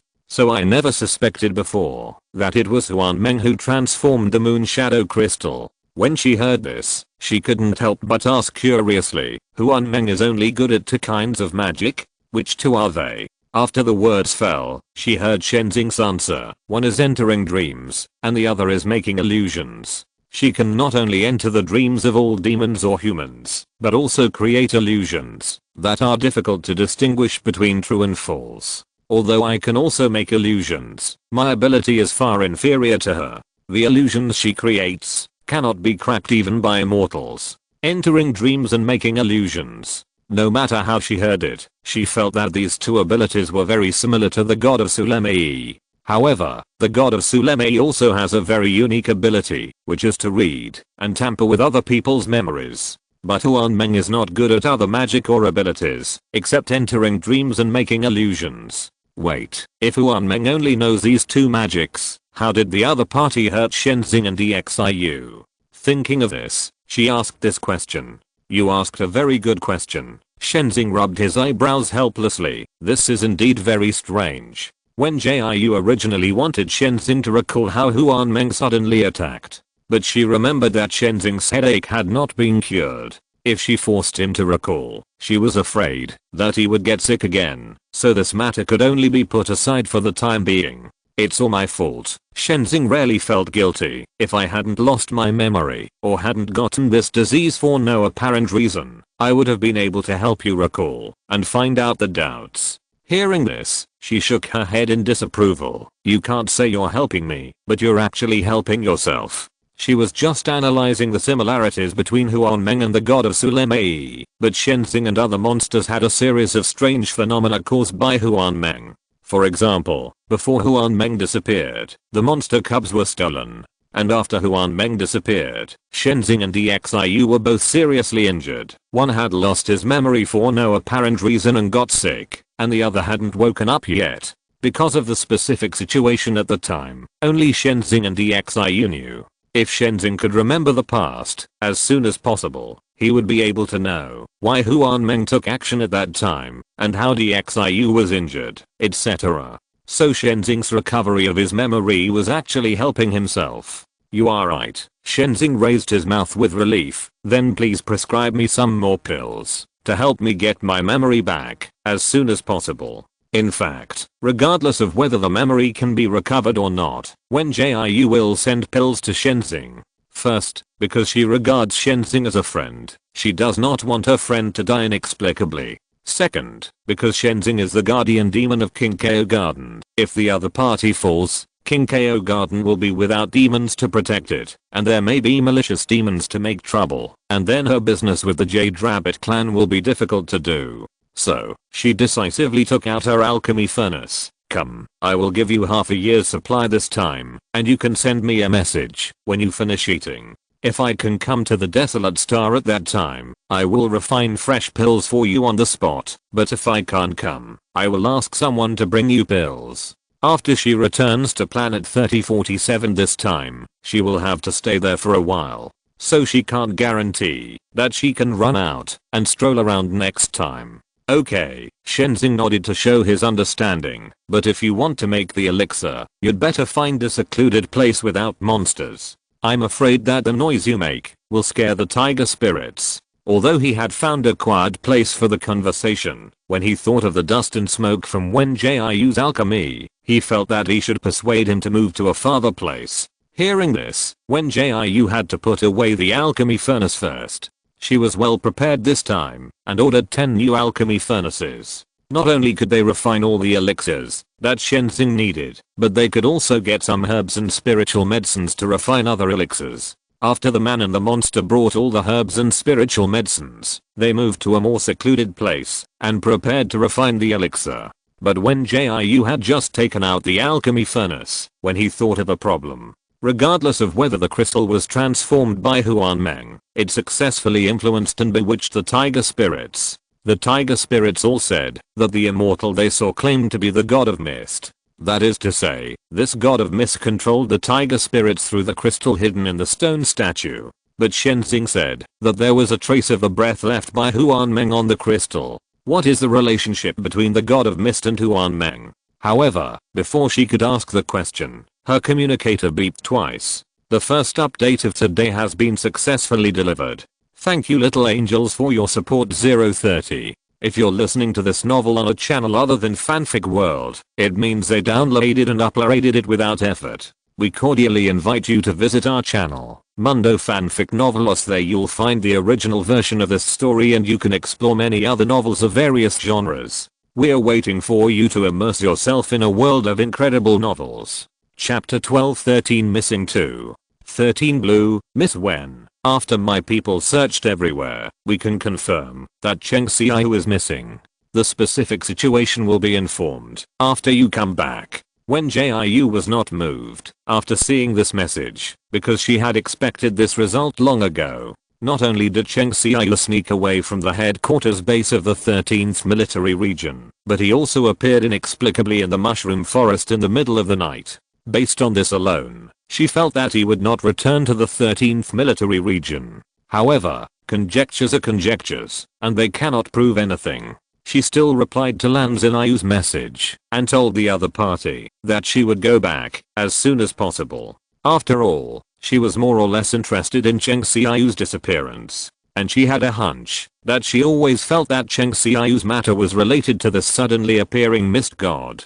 So she helped Shenzing refine the elixir as soon as possible and prepared some elixir that she might use and then returned to the territory of the Flying Tiger clan. At this moment, the tiger spirits were almost awake. One by one, they all knelt in front of the white tiger in their original form with guilty and embarrassed expressions to apologize. It must be said that this scene was quite shocking.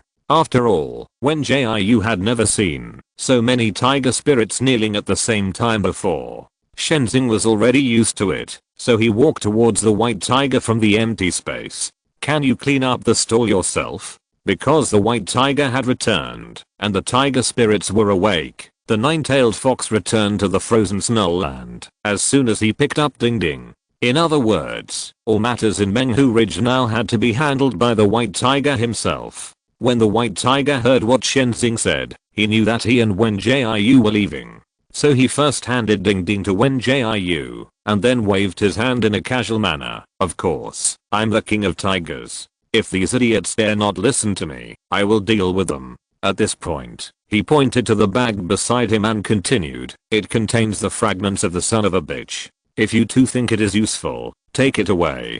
It is useless to leave it here except for padding the table." In fact, he didn't even want to pad the table. He just wanted to use these stones to skip on the water to vent his anger. However, considering that doing so might affect the monsters living in the water, he finally held his breath and ordered the tiger spirit to collect the stones. "Okay, then I'll take it." Wen Jiu thought about it and put the bag into the wisdom ring space. Although the thing that really worked was the crystal, the power and influence of the crystal were too great, and it might also add some effect to the stone statue itself. So just in case, it would be better for her to take these stones away. "Hey, Wen Jiu." Behu looked at Wen Jiu who was holding Ding Ding. "If you bring Ding Ding back to the human world, you must take good care of it. This cub is timid and shy now. You have to take good care of it." Although Behu didn't like to take care of cubs, he still cared about Ding Ding very much. After the voice fell, Wen Jiu nodded and agreed.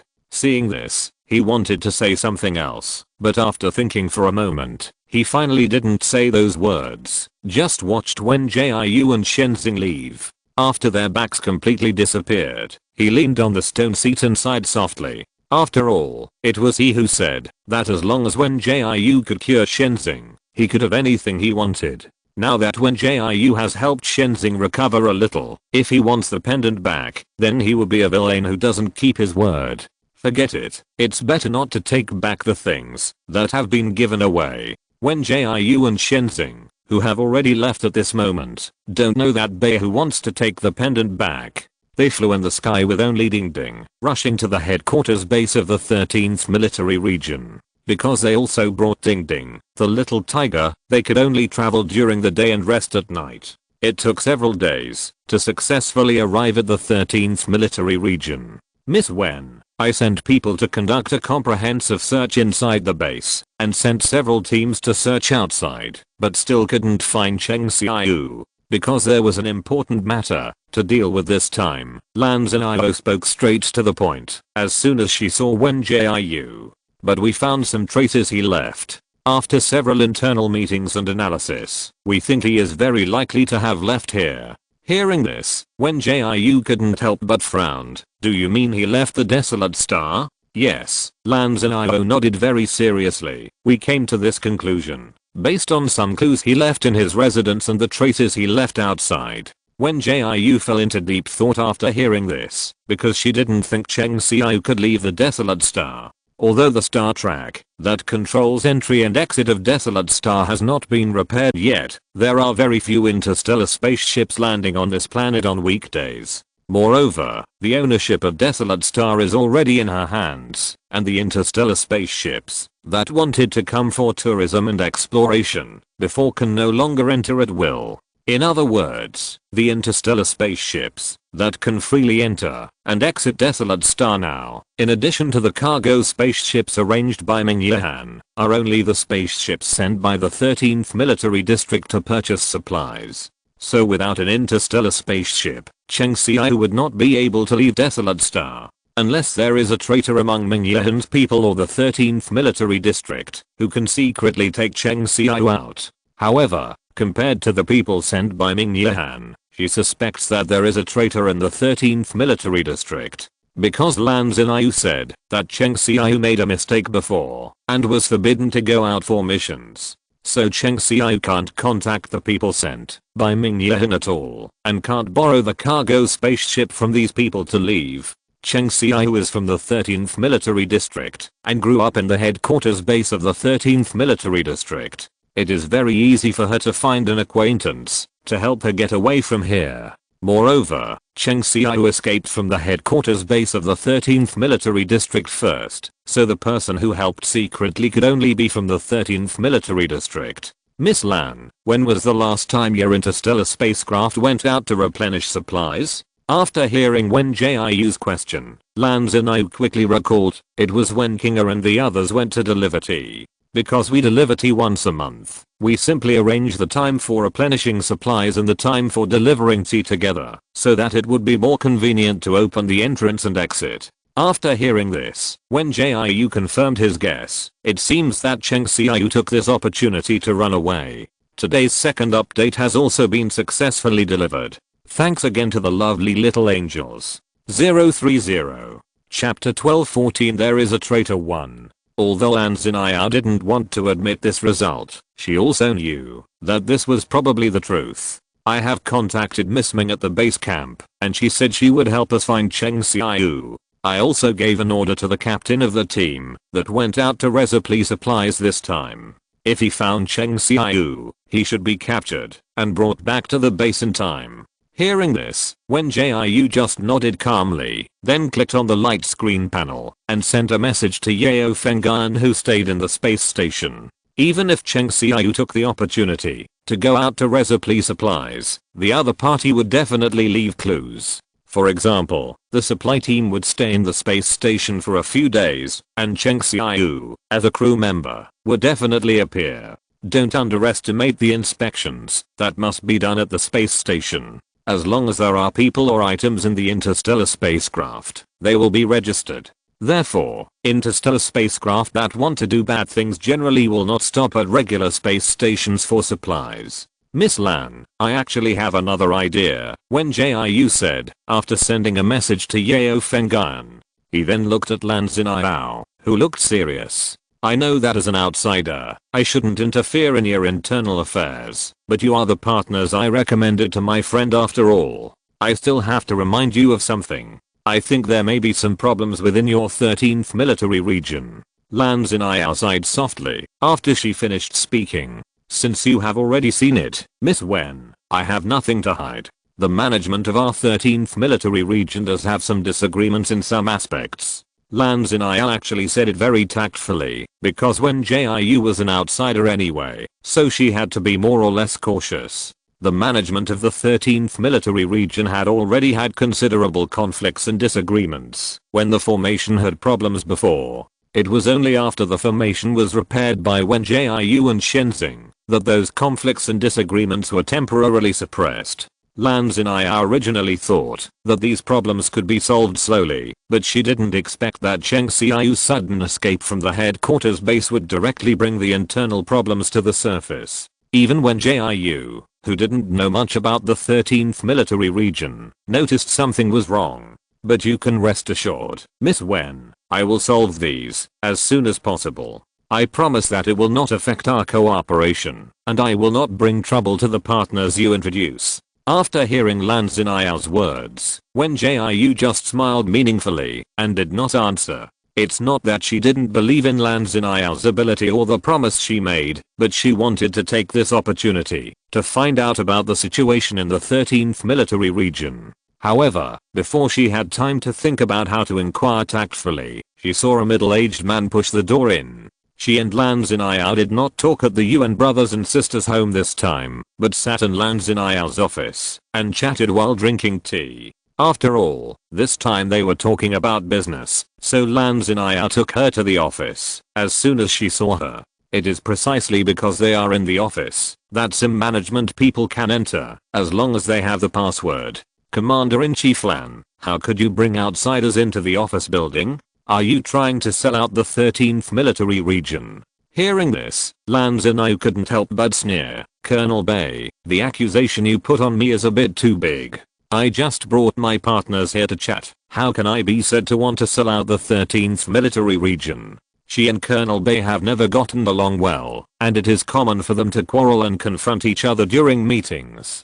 Although she is used to it, she doesn't want to reveal this matter to Wen Jiu. It's not that she agrees with the saying that family disgrace should not be made public, but she is worried that this kind of thing will reduce her credibility in Wen Jiu's heart. After all, she is the commander-in-chief of the 13th military region, but she can't even manage one of her subordinates properly. It would make her look incompetent if she said this. So she added a few more sentences. Colonel Bay, if you have anything to say, please wait until later. I'm talking to a guest now. Please go out. Guest? Can people from outside be considered guests? Colonel Bay walked straight over as if he didn't understand what she said. Lanzanilo, it's okay that you insist on doing business with the outside world, but now you even bring outsiders into the office building. Do you still have the 13th military region in your heart? I now doubt that you want to put our 13th military region in danger. Otherwise, why would you violate the military region regulations again and again? Colonel Bay put one big hat after another on Lanzanilo in front of Wen Jiu, without even giving Lanzanilo a chance to save face. This directly aroused the anger in Lanzanilo's heart. She was not a good-tempered person, so naturally she would not tolerate Colonel Bay's repeated offenses. So Lanzanilo showed no mercy. Colonel Bay, I'm now ordering you as the commander-in-chief of the 13th military region to leave my office within 1 minute. Otherwise I will deal with you according to the regulations of the military region. Also, what you just said is speculation without evidence. If I hear it again, don't blame me for not respecting the elderly and loving the young. As soon as the voice fell, Colonel Bay stood in front of her without showing any weakness. Even if you are the commander-in-chief of the 13th military region, so what? You are now suspected of endangering our 13th military region. I have the right to resist your orders. I also have the right to question your orders. While the two were confronting each other, Wen Jiu sat on the sofa and sipped tea. She was not from the 13th military region, so there was no need to interfere in these internal disputes. She just had to ensure that the 13th military region would not cause trouble and would not involve her and Meng Yihan. As for internal fights and quarrels, it really had nothing to do with her. However, she did not offend others, but others wanted to offend her. She was just sitting aside drinking tea and watching the show, but she was inexplicably demoted by Colonel Bay. This so-called Miss Wen is just a child, an underage federal citizen. She can actually cooperate with the military district. Who would believe such a thing if it were made public? Colonel Bay looked at her as if she were looking at a commodity. So I think this Miss Wen must be a little spy trained by some military district. She came to our 13th military district specifically to inquire about the situation so as to find an opportunity to catch us all in one fell swoop. Hearing this, she couldn't help but complain in her heart. She had said several times that she was here to do business, but the other party still thought of her as a military district spy. Damn, no one who writes novels is as imaginative as Colonel Bay. Orphan, are you here to find trouble sincerely? Lanzanilo really couldn't help it. Your legs are broken, and you don't know how to walk. Let me help you. Today's first update has been successfully delivered. Please check it out, little angels. 030. Chapter 12:15. There is a traitor too. After saying that, Lanzanilo took out a gun from her waist. I'll count to 3. If you don't get out of here, I'll shoot. Seeing this, Colonel Bay still had no intention of leaving. Instead, he acted fearlessly. I just raised my doubts. Do you want to kill me to silence me?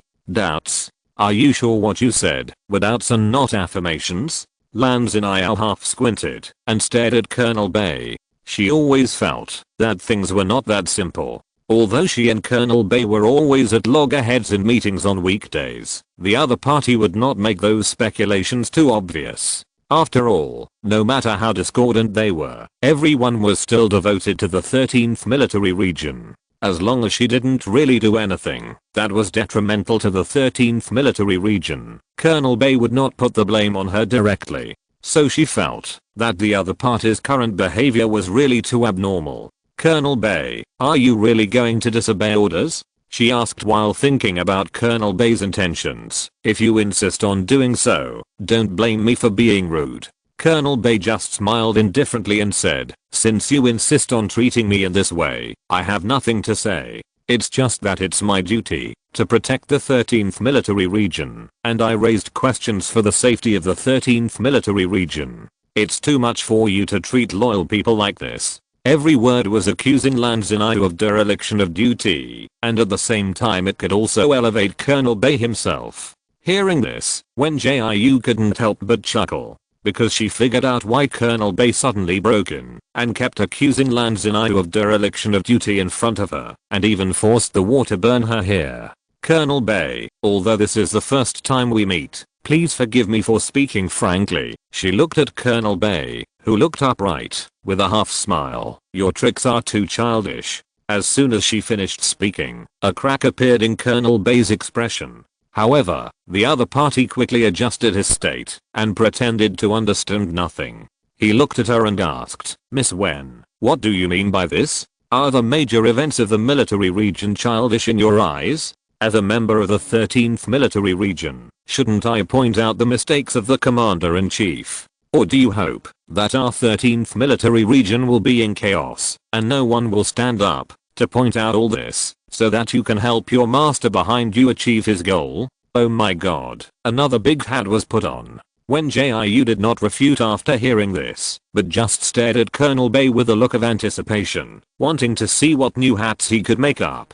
After all, she didn't mind having too many hats, and Colonel Bei could put them on as much as he wanted, as long as he could withstand her anger. What? Miss Wen, are you speechless now? Colonel Bei raised his chin very proudly. I know you came to the 13th military region with a purpose. If you can take the initiative to confess the person behind you now, our 13th military region will definitely consider sparing your life. As Colonel Bei's voice fell, a gunshot also fell. A smoking gun hole appeared on the wall behind Colonel Bei. Judging from the distance, the bullet just flew past Colonel Bei's ear. I say, get out now. Lan Zinyu raised the pistol with a cold look. It's fine that you come to slander me for no reason, but now you want to humiliate my guests. I think you are a fly collecting honey and pretending to be crazy. If you still don't get out, then my bullet will not miss next time.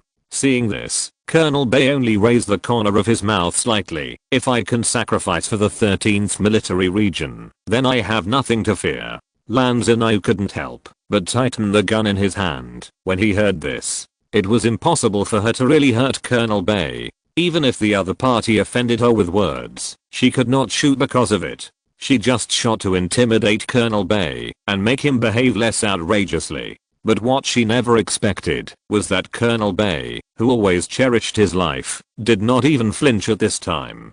This was really beyond her expectation. The two of them were in a stalemate, as if the air was stagnant. Seeing this, Wen Jiu gently tapped the table, making a crisp sound to break the deadlock. Colonel Bei, your trick is really good, but it's a pity. You are not very smart, and you have revealed too many flaws. She spoke slowly, and Colonel Bei's expression changed accordingly. Cheng Xiao's secret departure from the 13th military region should be related to you, right? She had just said this when Colonel Bei showed a hint of nervousness. Although it was fleeting, she still caught it quickly. This made her more certain of her guess. Cheng Xiao is just an ordinary soldier in the 13th military region. It is impossible for him to open the passage smoothly with his ability. So if he wants to open the passage and leave, he must have someone to help him behind the scenes. And the one who can drive the relevant personnel to open the passage must be the management with certain power in the 13th military region.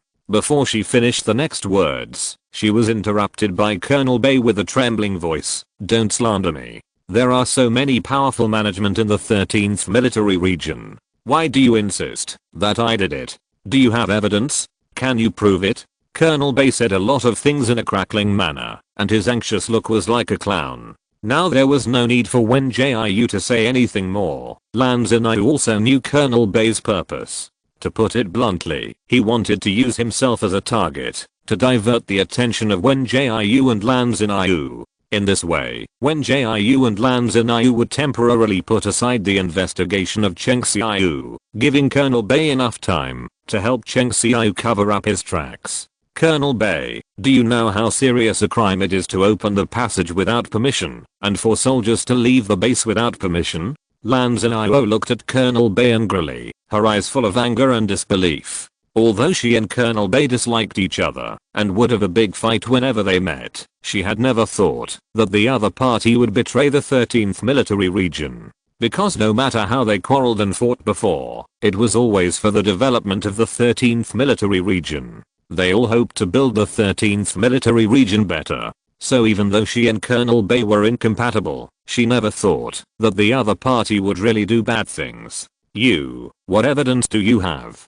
Colonel Bei glared back with a flushed face, not knowing whether he was angry or guilty. Seeing this, she only sneered. Evidence? Don't worry, I will find it. Today's second update has also been successfully delivered. Thank you little angels for your support. 030. Chapter 12:16 There is a traitor 3. As long as Colonel Bei really helped Cheng Xiao, there would be indelible traces left. So Lan Xiao decisively turned on the communicator and ordered his men to search the residences of Colonel Bei and Cheng Xiao, as well as the office where the two had stayed before. In stark contrast to Lan Xiao's determination, Colonel Bei just stood there with a pale face. Seeing this, Lan Xiao couldn't help but put on a hint of sarcasm. What?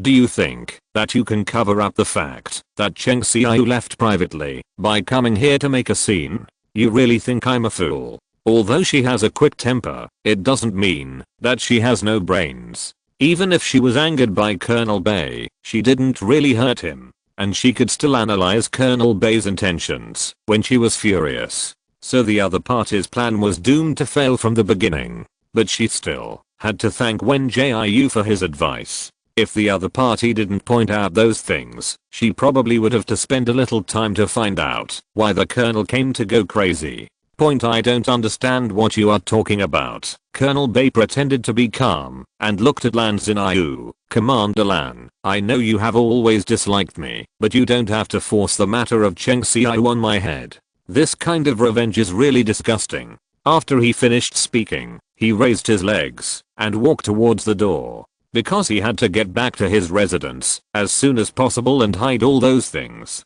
The longer he stayed, the more he would be exposed, so he couldn't stay here any longer. However, before he reached the door, his left leg was inexplicably pulled back, causing him to lose his balance and fall to the ground.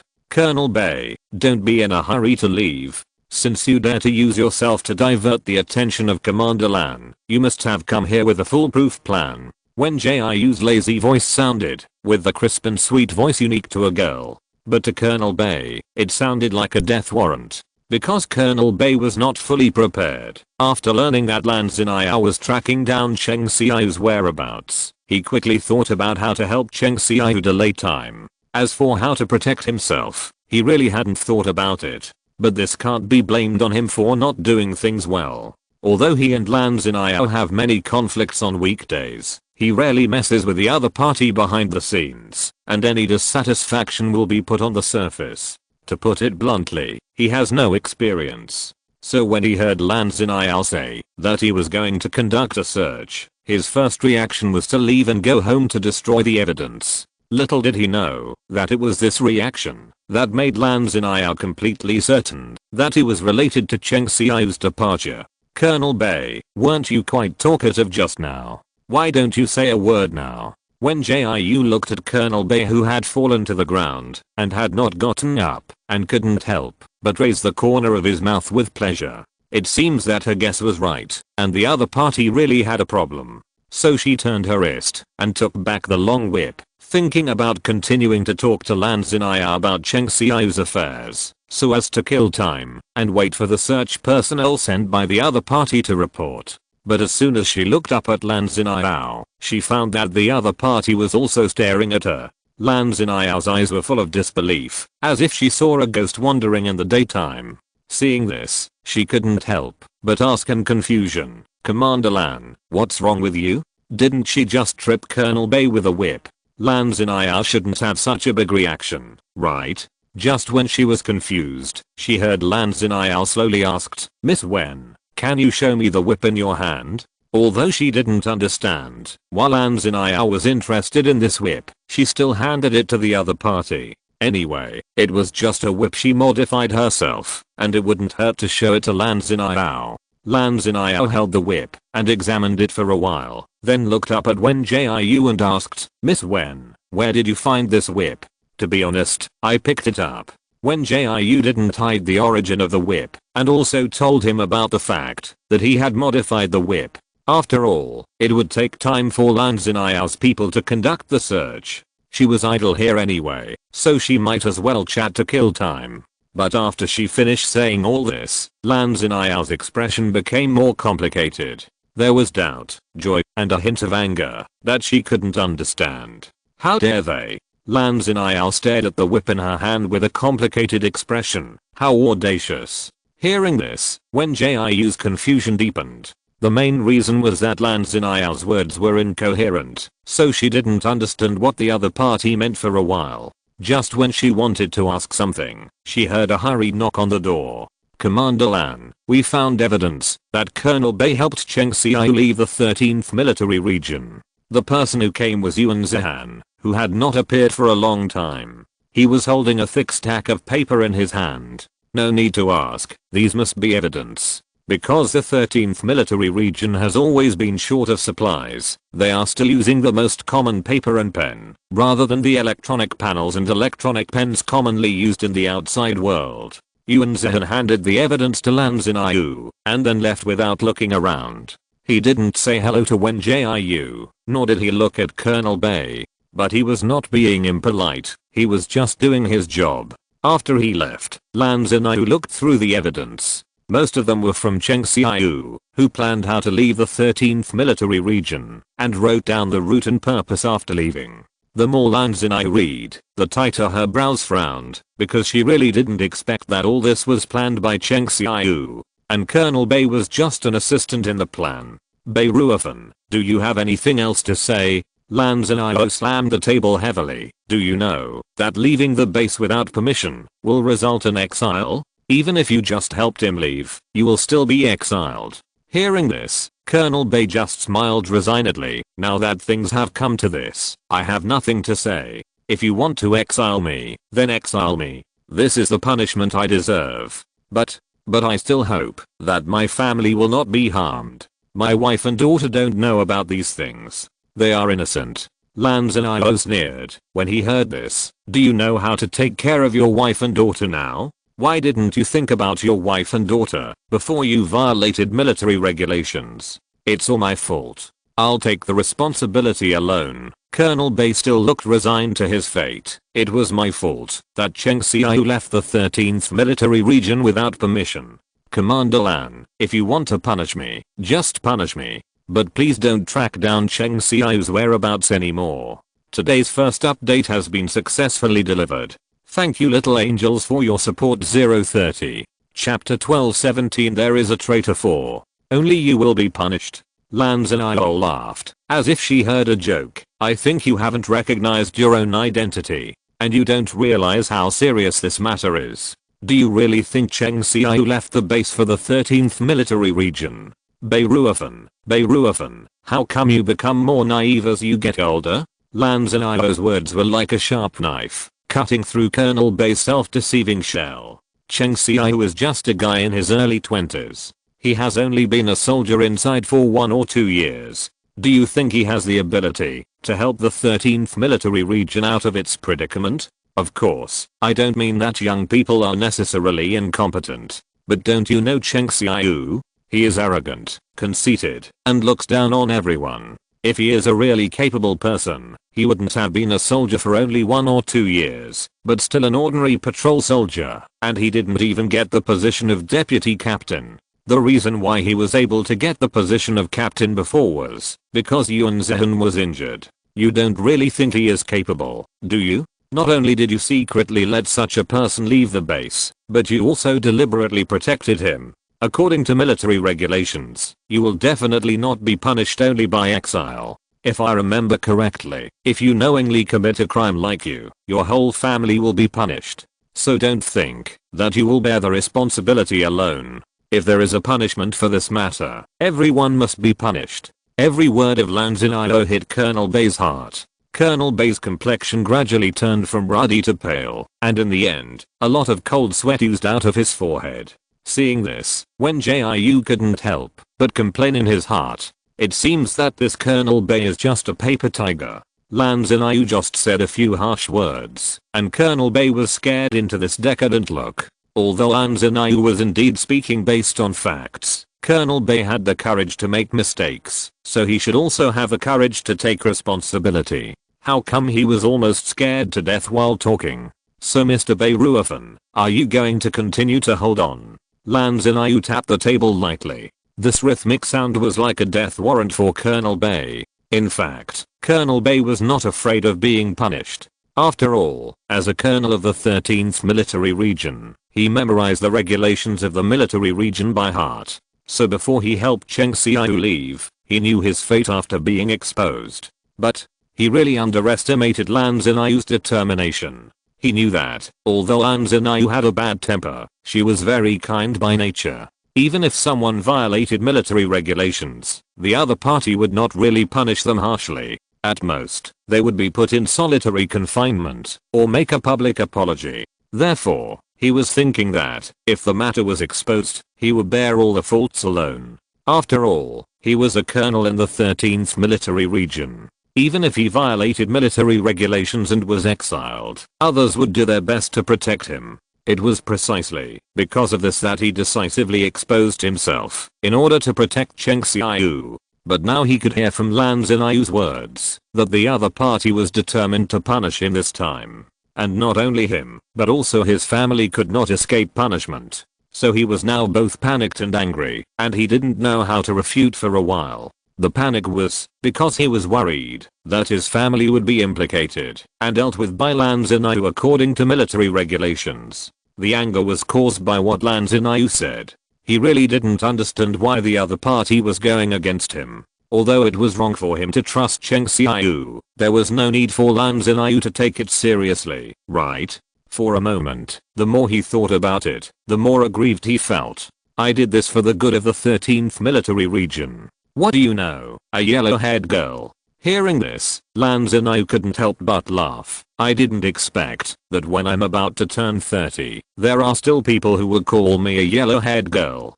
Bay Ruofan, I think you are so angry that you have lost your brain. Although she is much younger than Colonel Bay in terms of age, she is still far better than the other in terms of ability. In a military region, that has always been based on strength first. Even if she has just turned 18 this year, Colonel Bay has no right to use her age as an excuse. So she understood from just listening to these words that Colonel Bay has already broken the jar. Okay, stop throwing a tantrum in front of me. She pressed the button on the table to call the guards. If you have anything to say, go to the prison and talk slowly.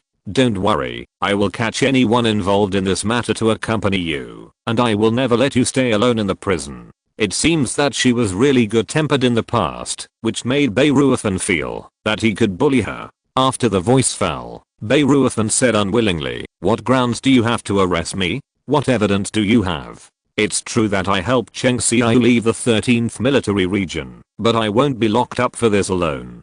Hearing this, she was about to refute the other party, but she saw Wen Jiu took out a bottle of medicine. The bottle of medicine contained a mixture of green and purple liquid, which made people feel very uncomfortable at a glance. Miss Wen, I will definitely give you an explanation for this matter. I also hope that you will respect the regulations of our military region and not resort to any lynching. Wen Jiu couldn't help but smile when he heard this. Don't worry, I won't use any lynching on him. Just handle this matter in your way. I just want him to die with a clear conscience. As she spoke, she gently shook the bottle of medicine and then set her eyes on Bay Ruofan. Mr. Bay, do you know what this is? She stared at Bay Ruofan with a half smile. I got this from Cheng Xiaoyu. As soon as she finished speaking, Bay Ruofan replied nervously, I don't know what this is. She stared at him seriously for a long time before slowly saying, this is a bottle of poisonous potion. As long as it is poured into the stream will be polluted. If someone accidentally drinks the polluted stream water, they will bleed from all 7 orifices and die within 3 hours. In fact, she didn't know the effect of this potion at first, because she didn't know much about the native plants of the desolate star. so she could not figure out what the effect of this potion was for the time being, except that she could conclude that this potion was not a good thing. It was not until she took out the potion and showed it to the other party when she was refining the elixir for the Mirage Star River a few days ago that she knew the true effect of this potion. To put it bluntly, this thing is poison, or the kind that is highly toxic. I saw Cheng Xiao in the mushroom forest some time ago. He was wandering around with this bottle of poison. I think he is not stupid enough to poison himself, right? So Mr. Bay, what do you think he is going to do with this bottle of poison? Today's second update has also been delivered.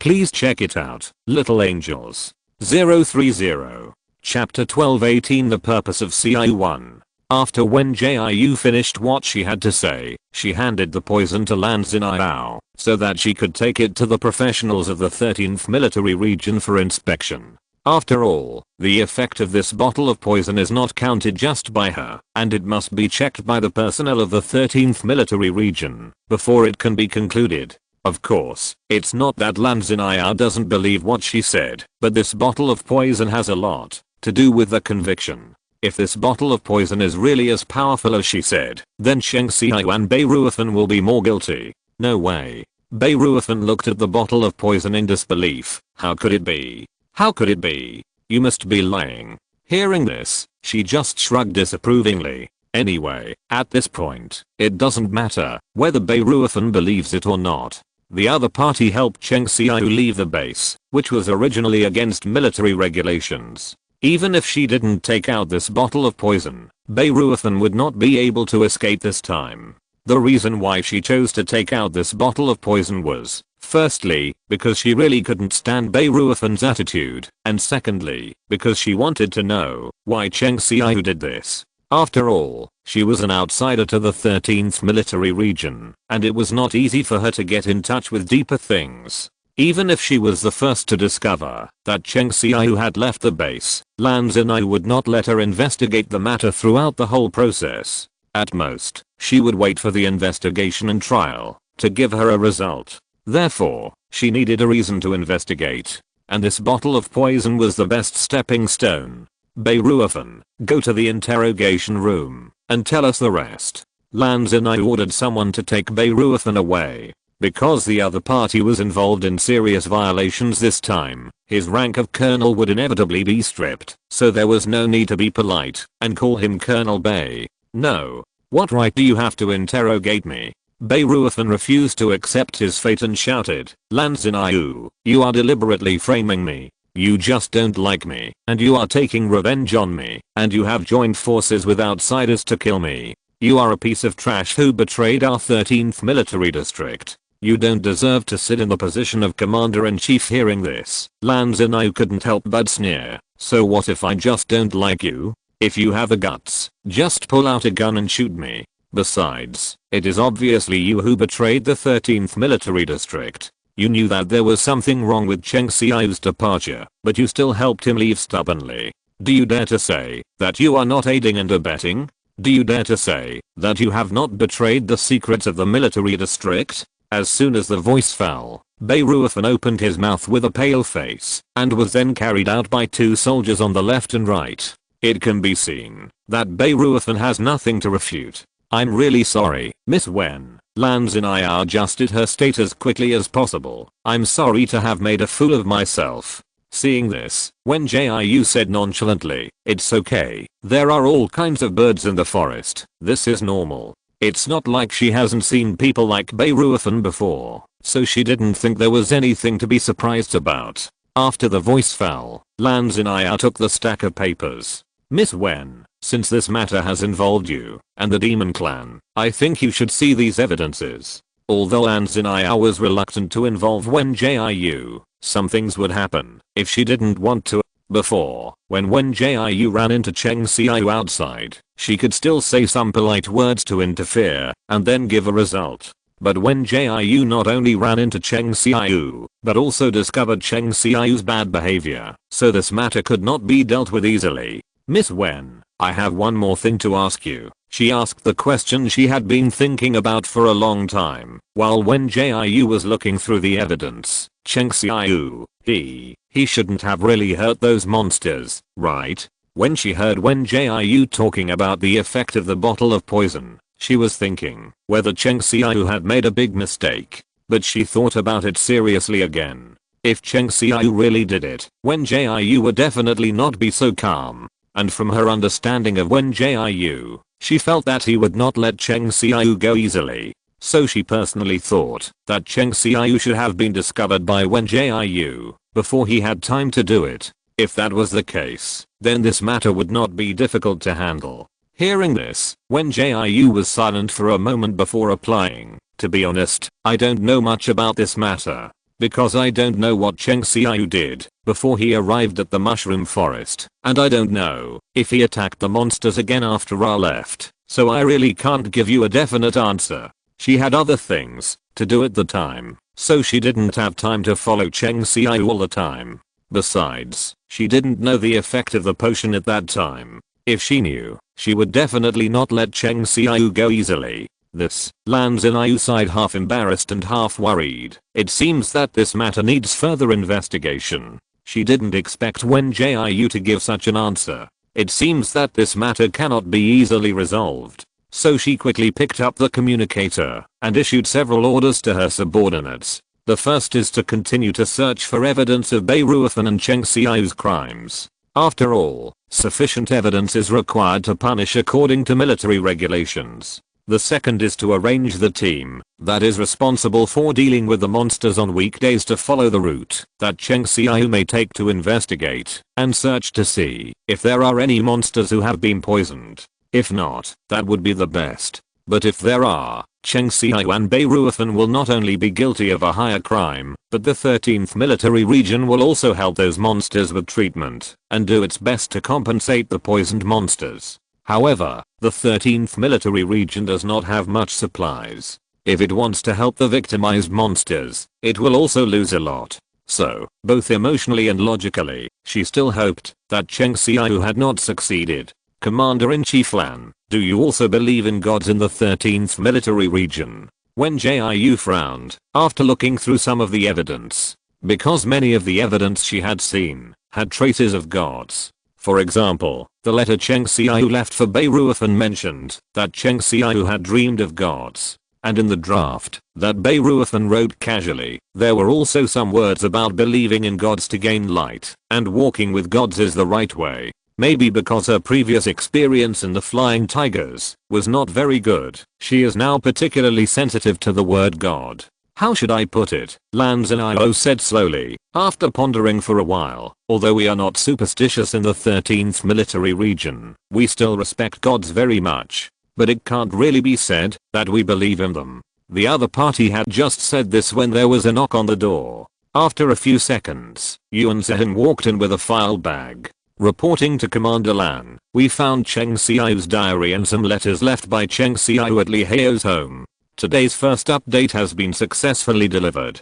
Please check it out. Little Angels. 030. Chapter 12-19 CU's Purpose 2. Li Hao is Chen Xiu's childhood friend and usually walks closest to Chen Xiu. Therefore, after receiving the order, Yuan Zhen decisively led the team to Li Hao's house.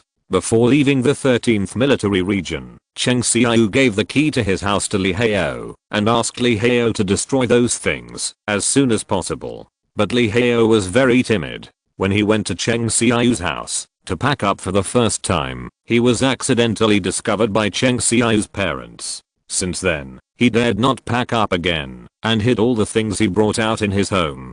He dared not look at it, nor destroy it, let alone tell others. In this way, he was frightened every day, and he didn't even dare to sleep at night, which made him exhausted and mentally weak. So when Yuan Zhen led the team to search, he even forgot how to cover up and exposed his help to Chen Xiu. TSK, this Chen Xiu is really bad at doing things. No wonder he has been a soldier for so long, but has not been promoted. And this Li Hao, I was right not to let him become a soldier.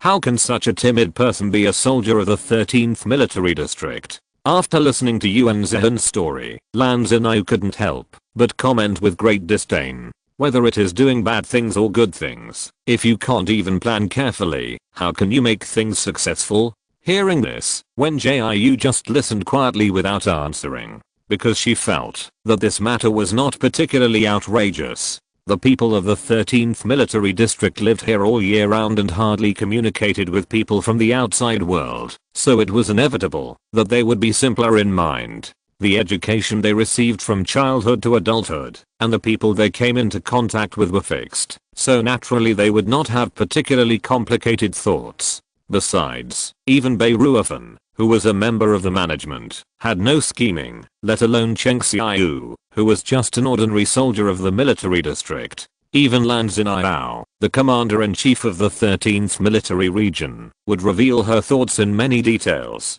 Therefore, Cheng Xiu's plan was not comprehensive, and Li Hao's cowardice was not outrageous. Forget it, Lan Xin'ao quickly figured it out, and stopped complaining about Cheng Xiu and Li Hao. Miss Wen, do you want to read the letter left by Cheng Xiu first, or this diary? Hearing this, Wen Jiu decisively took the diary away. Compared with letters communicated with others, this kind of diary that records oneself will be easier to find key information. Facts have proved that what she thought was right. Cheng Xiu's diary is more than half written, and it can be said that the other party is recording every day. The front is some insignificant daily life, such as today's training mistakes are very uncomfortable, and going to the tea garden late, and not getting fertilizer, and various complaints about family members. The content behind it gradually became strange as time went by. November 2nd, Sunny, I have led the team to look outside for 13 days, but I still haven't found DXIU. I don't understand why those high-ranking officials would place their hopes on a demon race that might not even exist. How is this different from giving up? Oh, forget it. They are the bosses and they have the final say. November 9th, Cloudy. I heard that several other teams had failed and returned, leaving only our team still searching outside. It seems that this is my great opportunity to make a contribution. I hope I can successfully find DXIU.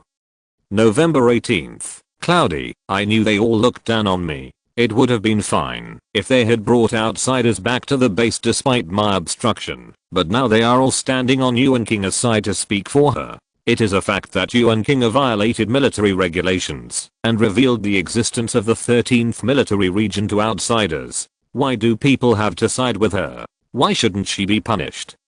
November 24th, Sunny. That bitch was promoted to private first class. It's amazing to have a brother as a backer. How come I don't have a brother who can help me? It's disgusting. It's really disgusting.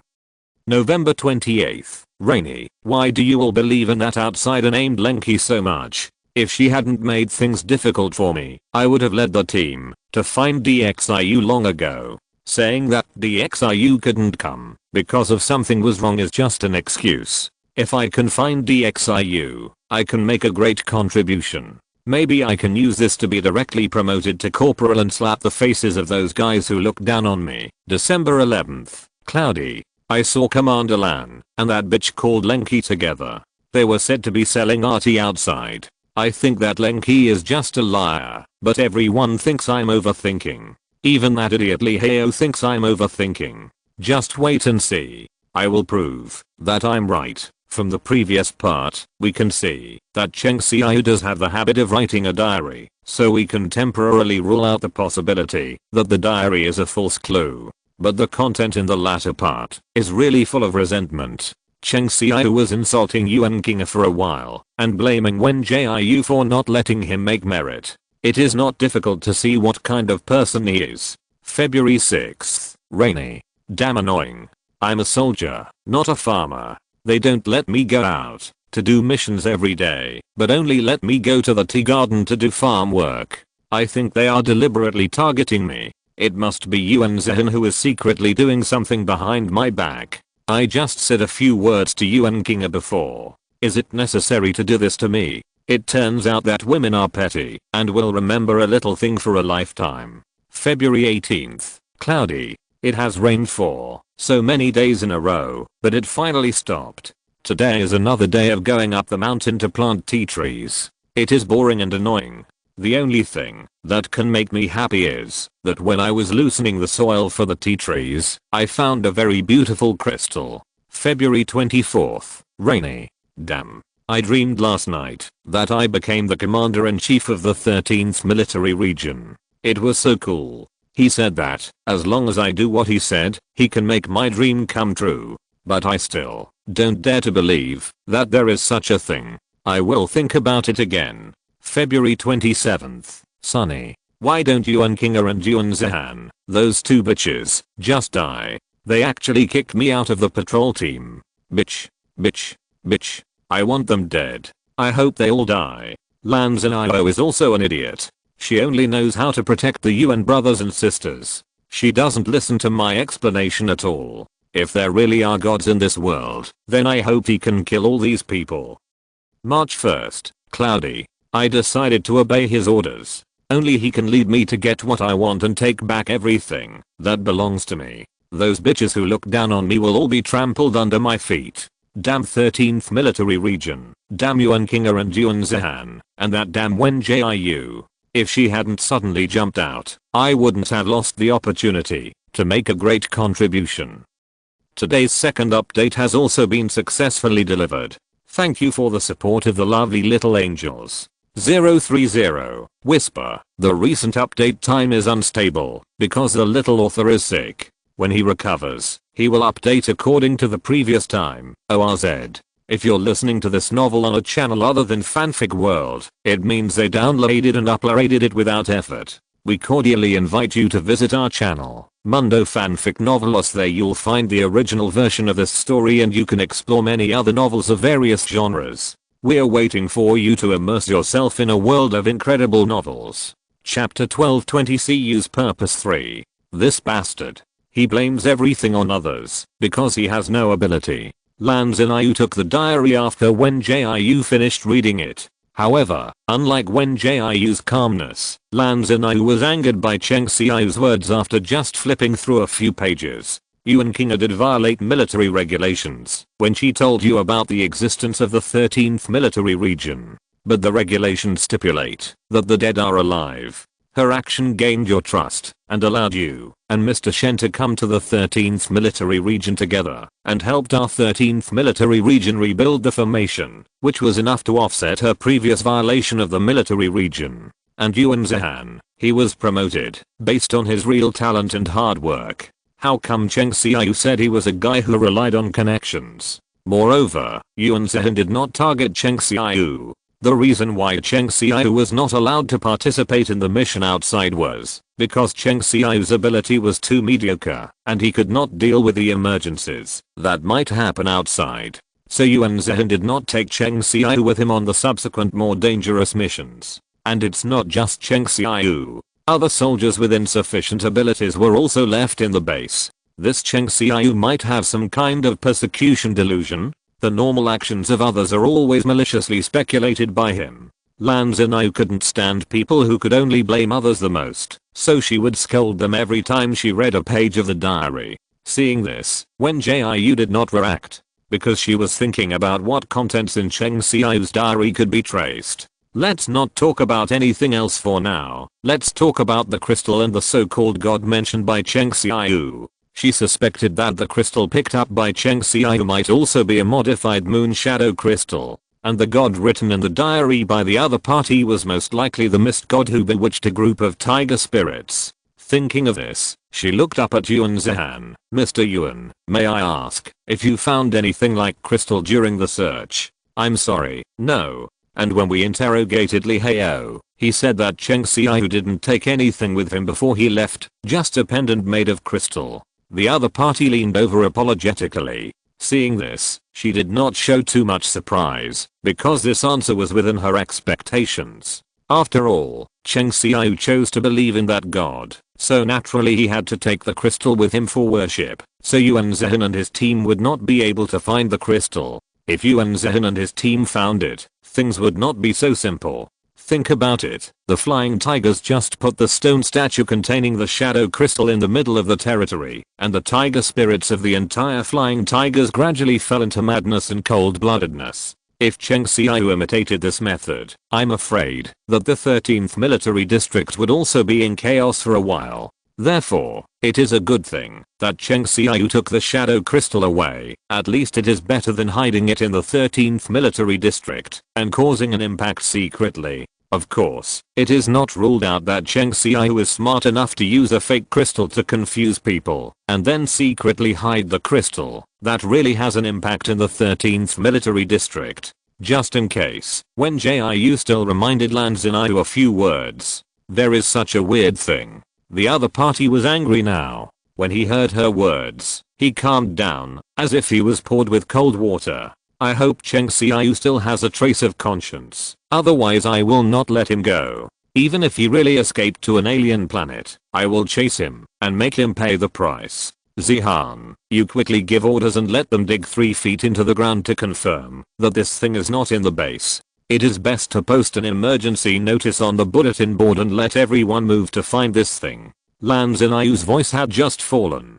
and Wen Jiu followed closely and added, when you issue the notice, say that this thing is mine. My heirloom is extremely precious, and I ask everyone to find it. If anyone finds it, I will definitely reward them heavily. It is better not to announce to the public that the shadow crystal will affect people. After all, no one can guarantee that there are still people like Cheng Xiao in the 13th military region. If it is really found by someone with ulterior motives, it will only cause more trouble. It is better to say that it is her heirloom, and there will be a reward if it is found. After all, the 13th military region rarely trades with the outside world and only goes out to purchase supplies once a month. So even if someone greedy for money finds the shadow crystal that she lied about being an heirloom, they can't find a way to sell it, so it's better to hand it over and get a reward. It is precisely because of this that she is not worried that someone will find it and refuse to hand it over. Miss Wen is still thoughtful. Lan Xinyu sighed softly. Zihan, just do as Miss Wen said. Although they all don't want the shadow crystal to remain in the base, they still have to find it to prevent accidents. After the 3 of them discussed the plan, Yuan Zhen left the office. However, just as Yuan Zhen left, a medical tester came in. Commander-in-Chief Lan, this is a test report of the bottle of medicine you sent. Although the technology of the 13th military region is relatively backward in all aspects, fortunately, this bottle of medicine uses some very common herbs, so the existing instruments in the base are still enough for testing. Hearing this, Lan Xinyu took the test report. Because she didn't know much about pharmacy, she could only be considered to have a basic understanding of it, so she decisively chose to look at the conclusion first and put aside the herbal ingredients. The conclusion of the test was exactly the same as what Wen Jiu said, which forced her to add more weight to the matter of Cheng Xiao leaving the base.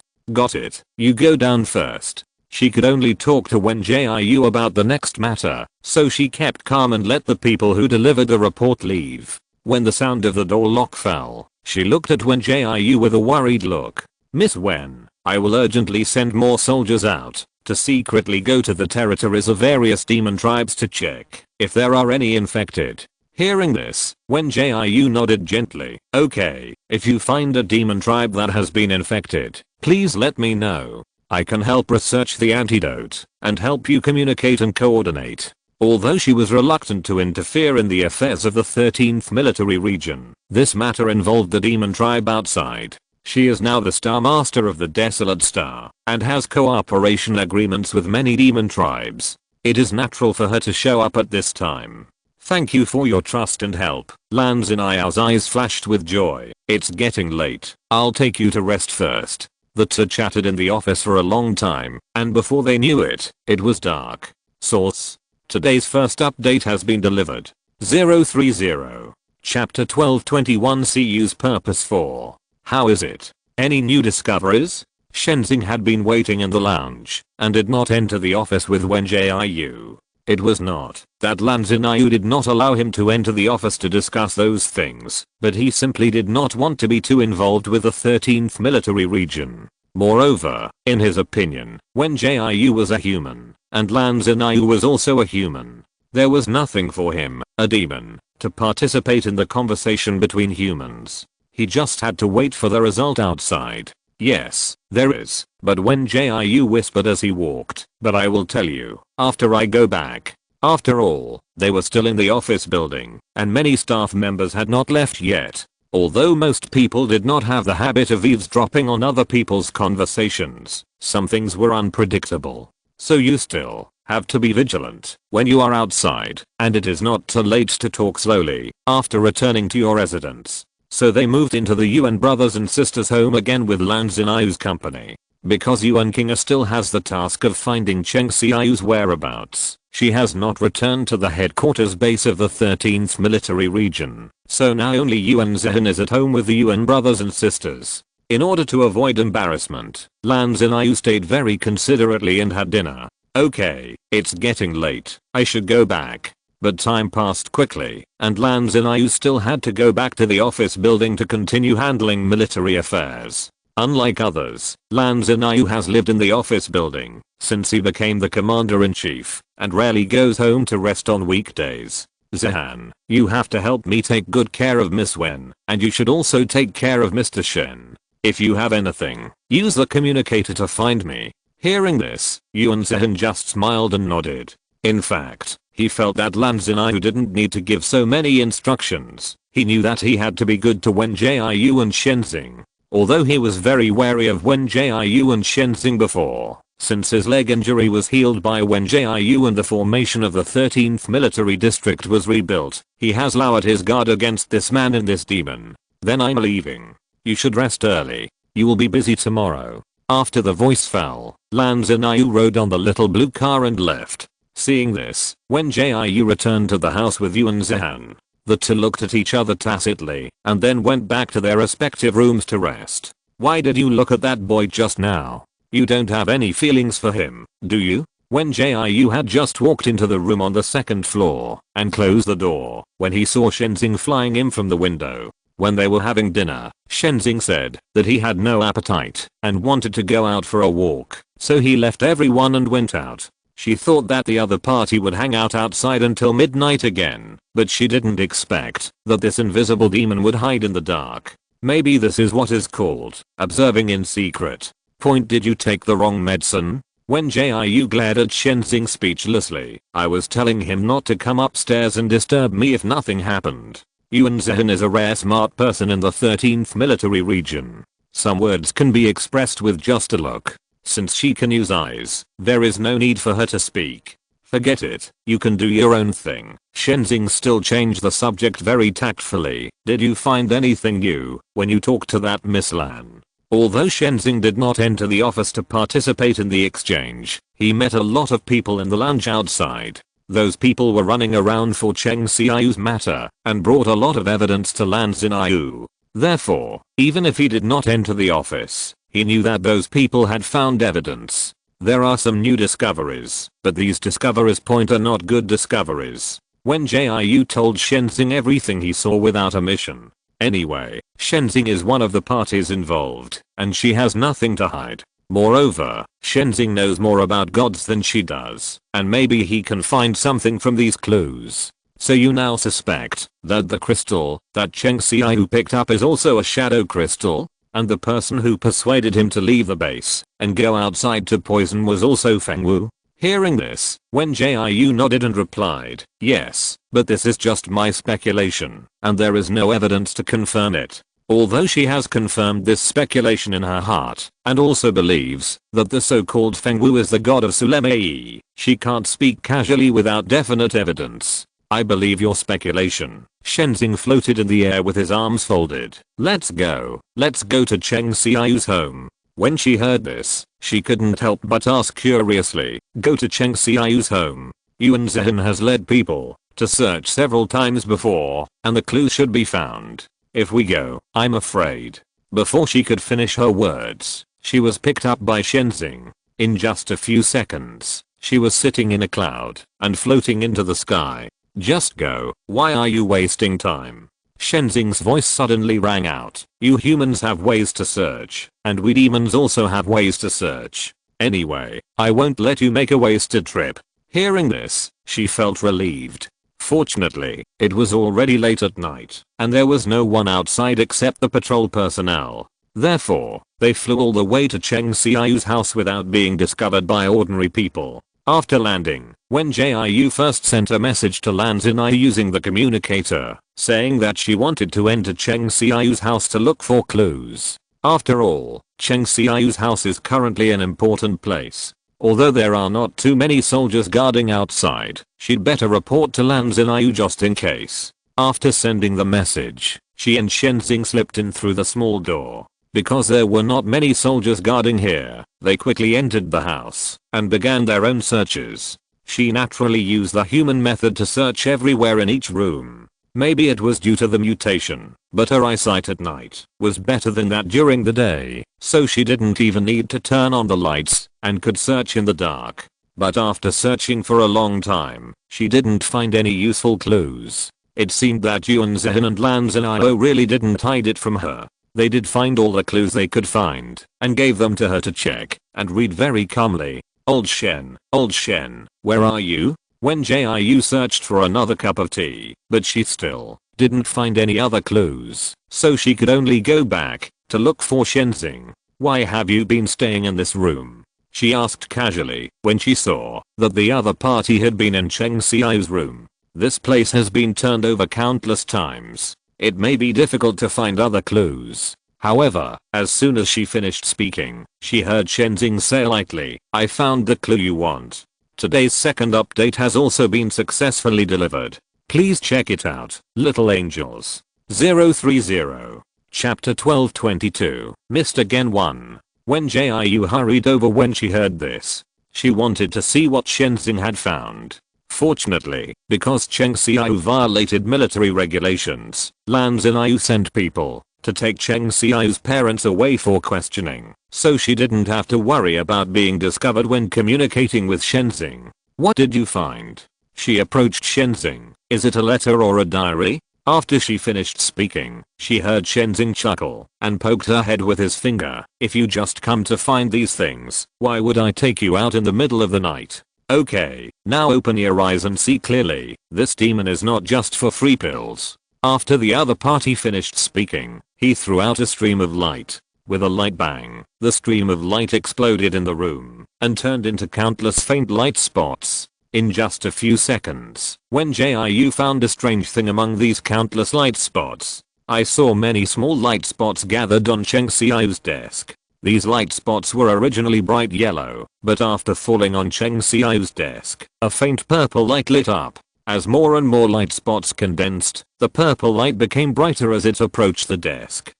Wen Jiu looked at Shenzing with some confusion, wondering what this meant. My trick was used by those cultivators to find the moon shadow crystal in the past, the other party quickly explained to her. After all, those cultivators could not enter the Nine Locks Mountain before they became immortals and could not use the moon shadow crystal in the Nine Locks Mountain as I did. If they want to find treasures like the moon shadow crystal, they have to use other methods. When Shenzing said this, Wen Jiu understood. The dark shadow crystal was transformed from the moon shadow crystal, so the method of finding the moon shadow crystal can naturally find the location of the dark shadow crystal. In other words, they can now confirm a conjecture. It seems that what Cheng Xiao picked up is indeed the shadow crystal. When Jiu touched his chin with one hand, so did he take the shadow crystal away. Although it has been confirmed that the crystal that Cheng Xiao picked up before was the shadow crystal, the issue they are most concerned about is whether Cheng Xiao left it in the base. After all, the negative impact that the shadow crystal can bring is too great. The harm of this thing can be seen from the chaos of the flying tigers. Even if Wen Jiu is unwilling to interfere in the affairs of the 13th military region, he cannot allow the shadow crystal to stay in the base and cause chaos. Hearing this, Shenzing gave a positive answer. It should be taken away. When you were having dinner with the two humans, I turned into smoke and flew around the base. I didn't feel the presence of the shadow crystal. These words made Wen Jiu feel a little relieved. That's good. I don't want to hear the news that the 13th military region is also in turmoil after I go back. She plans to return to planet 3047 next week, and she will train seriously after returning. So she really didn't want to hear bad news from the 13th military region before or after she returned to planet 3047. Otherwise, the training plan that Yu Ruman customized for her would have to be postponed. The man and the demon searched Cheng Xiaoyu's room for a while. After confirming that no clues could be found by either human or demon methods, they returned to the home of the Yuan brothers and sisters. Now I can confirm my 3 previous speculations. Wen Jiu was not sleepy after returning, so he continued to discuss with Shenzing. First, the crystal that Cheng Xiaoyu picked up is the shadow crystal. Second, the god who bewitched him is also the so-called mist god. Third, he did not leave the shadow crystal in the base. In fact, she also confirmed the 4th speculation in her heart, but she didn't know how to tell Shenzing. It's not that those things are shameful, but they are too complicated and too long to talk about. After all, she has fought with the god of Sulemei several times, and each time involved many people and things. Hearing this, Shenzing nodded in agreement and said, then what should we do next? Catch that Cheng Xiaoyu and question him? Let the 13th military district do it themselves. She pinched her brows helplessly. Our help here is enough. She didn't come here to help the 13th military district solve its problems. On the one hand, she didn't want the 13th military district to have any troubles, and on the other hand, she wanted to know what the god of mist was going to do. What she could be sure of now was that the god who caused the civil strife in the Flying Tigers and bewitched Cheng Xiaoyu was actually the god of Sulemei. But she didn't quite understand why the god of Sulemei used the name of mist. Thinking of this, she looked at Shenzing and asked, old Shen, think about it again. When the immortals were still there, was there really no god named Fengwu? Really not. The other party shook his head confidently, at least not on our planet. Shenzing also knew that the universe was vast and full of wonders, and it was not only the desolate star that had immortals and gods. Therefore, he could only guarantee that there was really no god named Fengwu on the desolate star. But as for whether there was a god named Fengwu on other planets, it was hard to say. Hearing this, Wen Jiu couldn't help but fall into deep thought. Although she seemed to have found many clues and confirmed many speculations, she actually didn't have much information. In fact, it didn't matter if she didn't intervene in Cheng Xiaoyu's matter. She believed that Lan Xin'ai could still solve it with her ability. But she didn't know why. She always felt that many things were related to her in this dark world. But before she could think about it more, she saw a furry head drilled out from under the bed. Ding ding. Shenzing was the first to react. I was wondering why I hadn't seen you. It turns out you were hiding here. Because Ding Ding was abandoned by the demon tribe and witnessed the demon tribe killing each other, he is now very timid and wants to hide when he sees a stranger. Wen Jiu was busy investigating Cheng Xiaoyu's matter and put Ding Ding in the room without paying any attention to him. Unexpectedly, he actually crawled under the bed. Seeing this, Wen Jiu rarely felt a touch of pity. She jumped out of bed and picked up Ding Ding. Then she stroked the tiger's head and asked, how was this tiger raised? Can it drink milk? I remember others said that dogs and cats can't drink milk. Although I don't know how to raise a tiger, it's a bit insulting to compare him with dogs and cats. Shenzing spread his hands speechlessly. This Ding Ding is at least the son of a generation of tiger kings, and his talent is higher than that of ordinary tiger spirits. Don't look at him, now that he can only appear in his original form and can't transform. Other tiger spirits haven't yet developed their intelligence when they were his age. So don't be so mean. Before Shenzhen could finish what he was saying, Wen Jiu suddenly interrupted him and said, yes, Ding Ding is the son of a generation of tiger kings, and his talent is better than other tiger spirits. Yes. Why didn't I think of this? The first update of today has been delivered. Please check it out, little angels. 030. Whisper. Something unexpected happened yesterday, so I didn't have time to write cack. Please forgive me, little angels. Chapter 1223. Mr. Gentoo. Wen Jiu's words confused Shenzing, and even Ding Ding, who had awakened his intelligence, blinked in confusion. No, why are you repeating what I said? Shenzing's eyes were full of confusion. Why? Are you a repeater? Shenzing learned the word repeater from Tu Marksu. Of course, Tu Marksu learned it from Wen Jiu. Because every time the rabbit spirits saw Tu Marksu, they would say hello to the tribe leader one after another. So Wen Jiu couldn't help but complain once, why are all the rabbit spirits in the Jade Rabbit clan repeaters? So too Marx, who learned this word and often complained about other rabbit spirits and living in Shenzhen, he also learned it this way. I'm not repeating your words, Wen Jiu explained quickly. I just suddenly figured it out. She had been wondering about one thing before, that is, why the god of mist always wanted Wen and Wu to take Ding Ding away. If he just wanted to cause civil strife with the cold-blooded nature of Feng Wuxian, there was no need to spare Ding Ding's life. Feng Wuxian could have ordered the two brothers Wen and Wu to find a remote place to kill Ding Ding, and there was no need to order them to send Ding Ding to the designated location. Although the depths of the frozen snowland were extremely cold, enough to freeze the young Ding Ding to death there. But Feng Wuxian mentioned this place in both orders, and both times only asked Wu and Wen to leave Ding Ding there to fend for himself, which was a bit strange.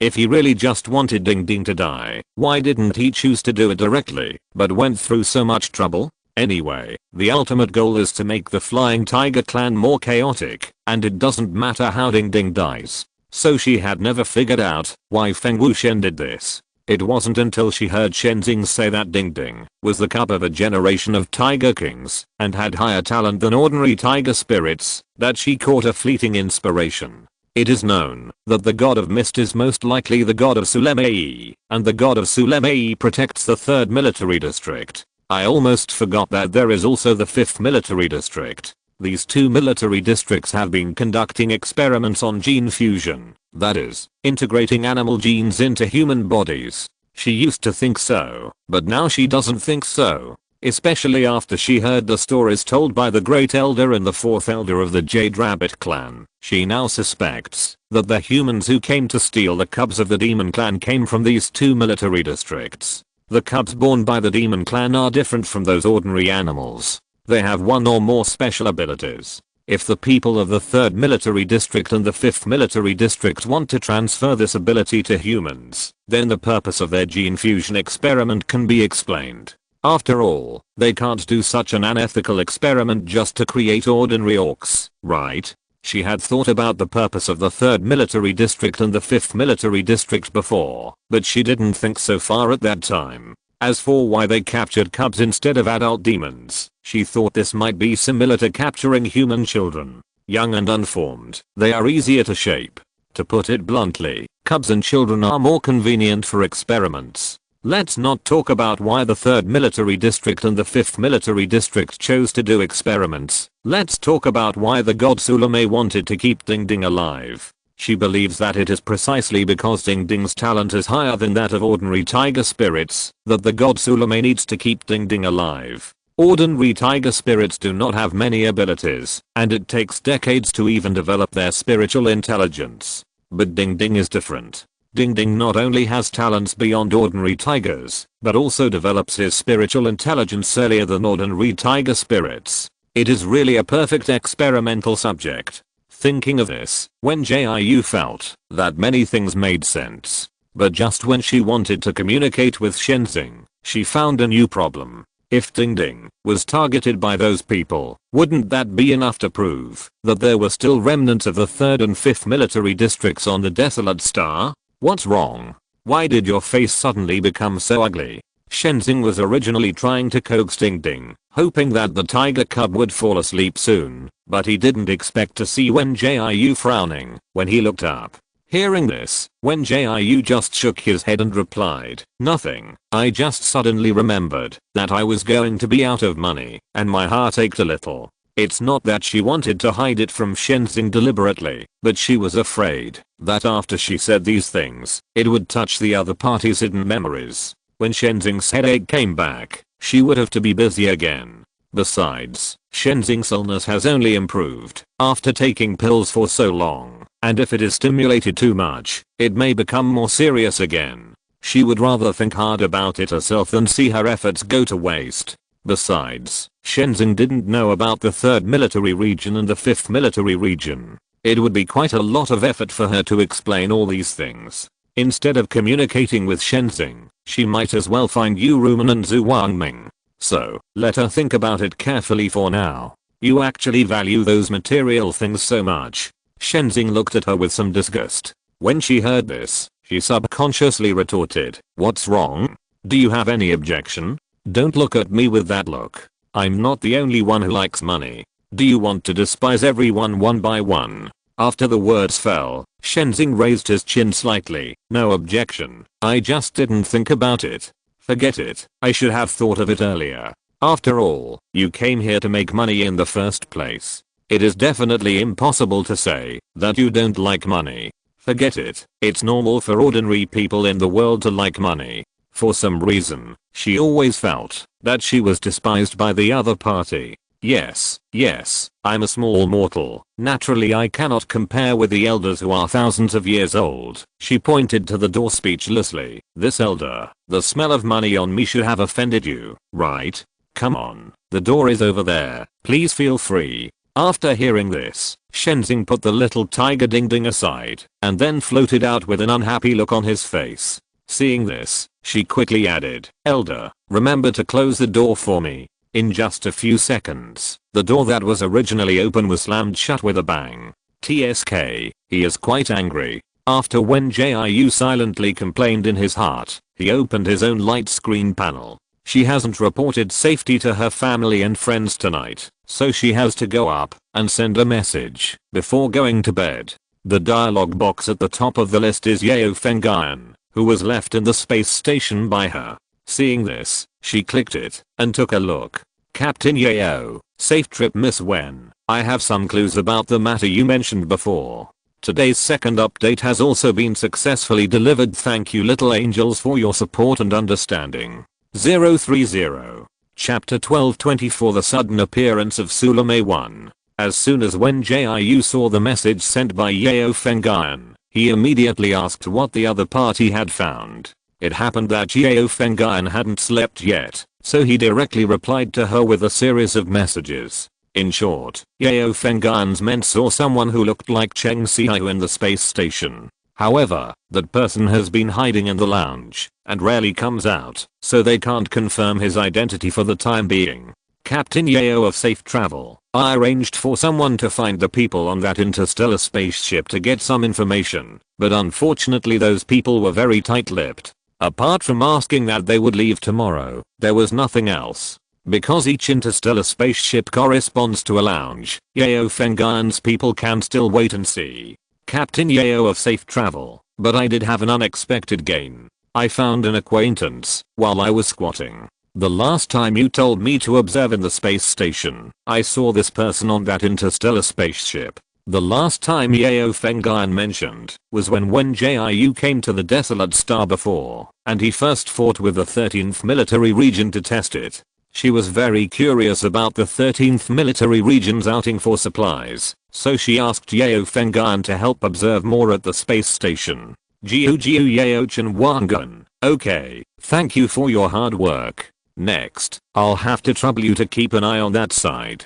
But try to be careful and don't alert the enemy. After Wen Jiu replied to Yeo Fengyan's message, he also reported safety to Yu Rumen and others. Then, she closed the light curtain panel and fell on the bed.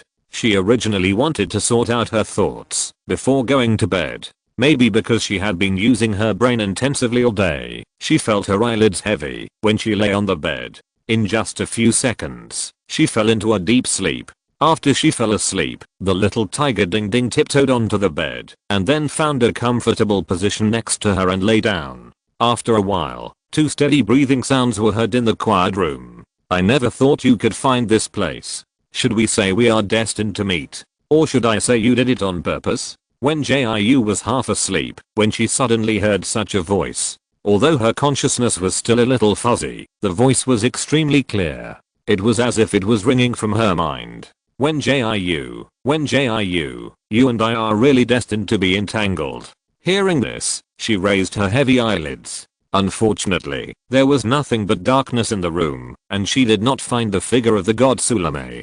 Don't look for it. I'm not in your room, nor did I pull you into the illusion. Because I exist in your mind. Hearing this, Wen Jiu couldn't help but frown. She looked around for a while, and then sat back on the bed. Sulame, what do you want to do? Her emotions had calmed down at this moment. You showed up rashly. It's not to complain to me, right? Although she didn't understand why the god Sulame appeared in her mind, she knew that now was definitely not a good time to raise this question. A qualified hunter will not panic in front of the prey. After the voice fell, the voice of the god Sulame continued to be heard.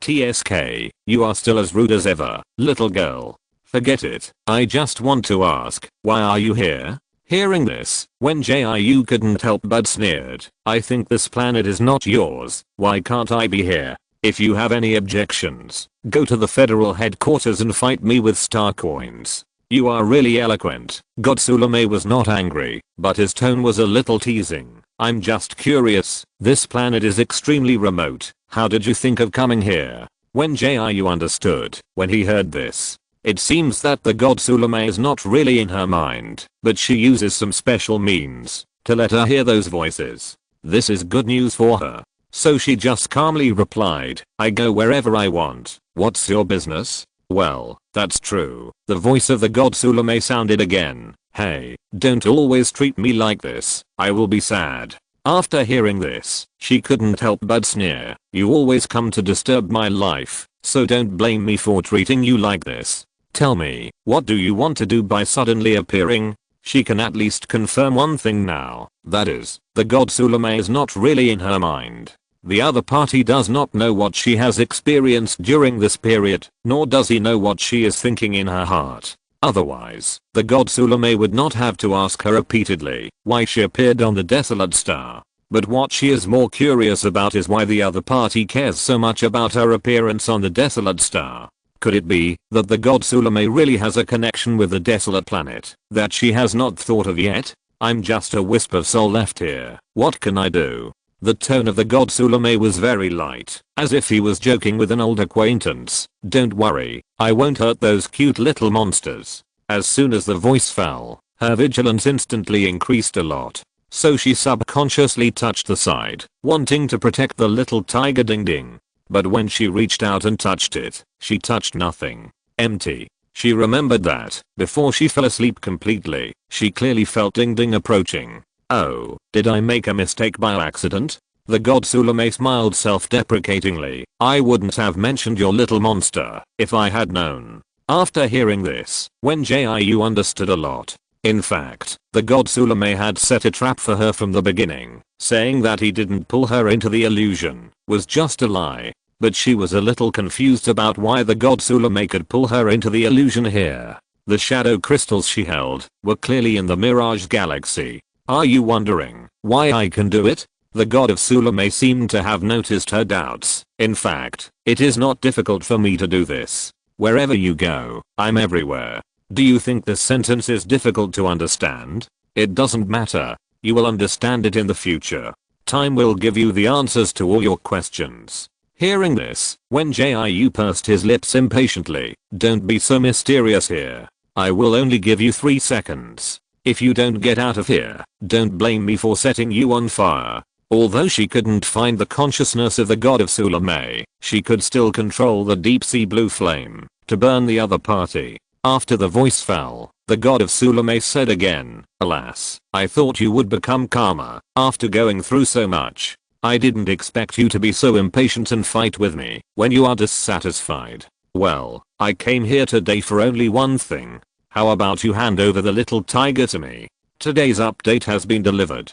Please check it out, little angels. 030.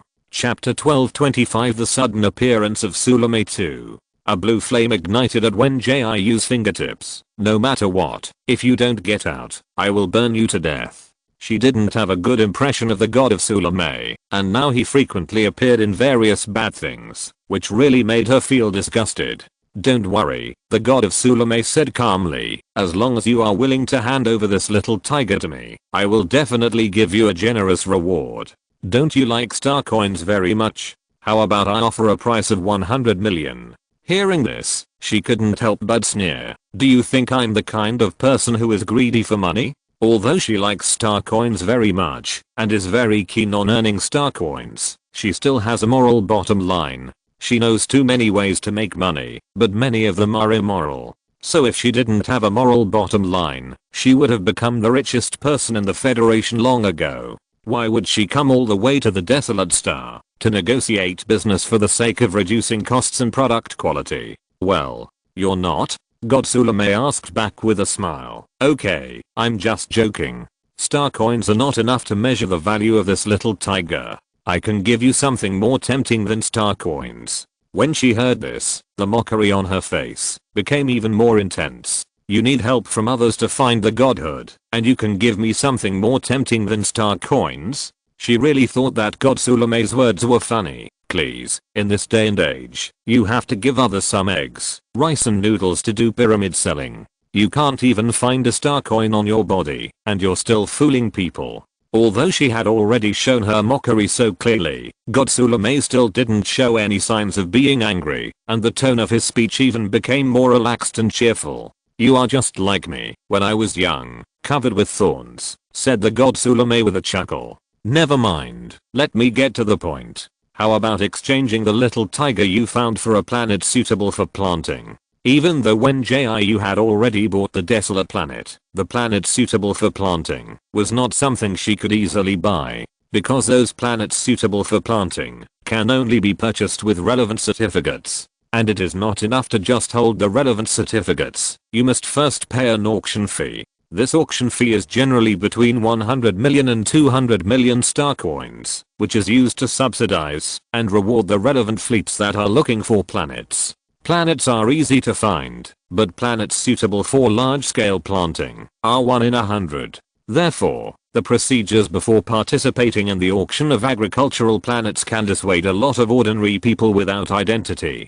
To put it bluntly, it is very difficult to buy an agricultural planet. Now that the God Sulame wants to use an agricultural planet to exchange this little tiger she picked up for free, it can be said that he is very sincere. No matter what, she said with a heartache, don't negotiate with me. No matter what you say, I won't give you ding ding. After the words fell, the God of Sulame was silent for a few seconds, and then he spoke again. Really? What if I give you a spiritual vein? Hearing this, Wen Jiu couldn't help but be stunned for a moment. It's not that she was moved by the conditions offered by the God of Sulame, but she really didn't expect the other party to offer such a condition. The spiritual vein is the place where spiritual stones are mined.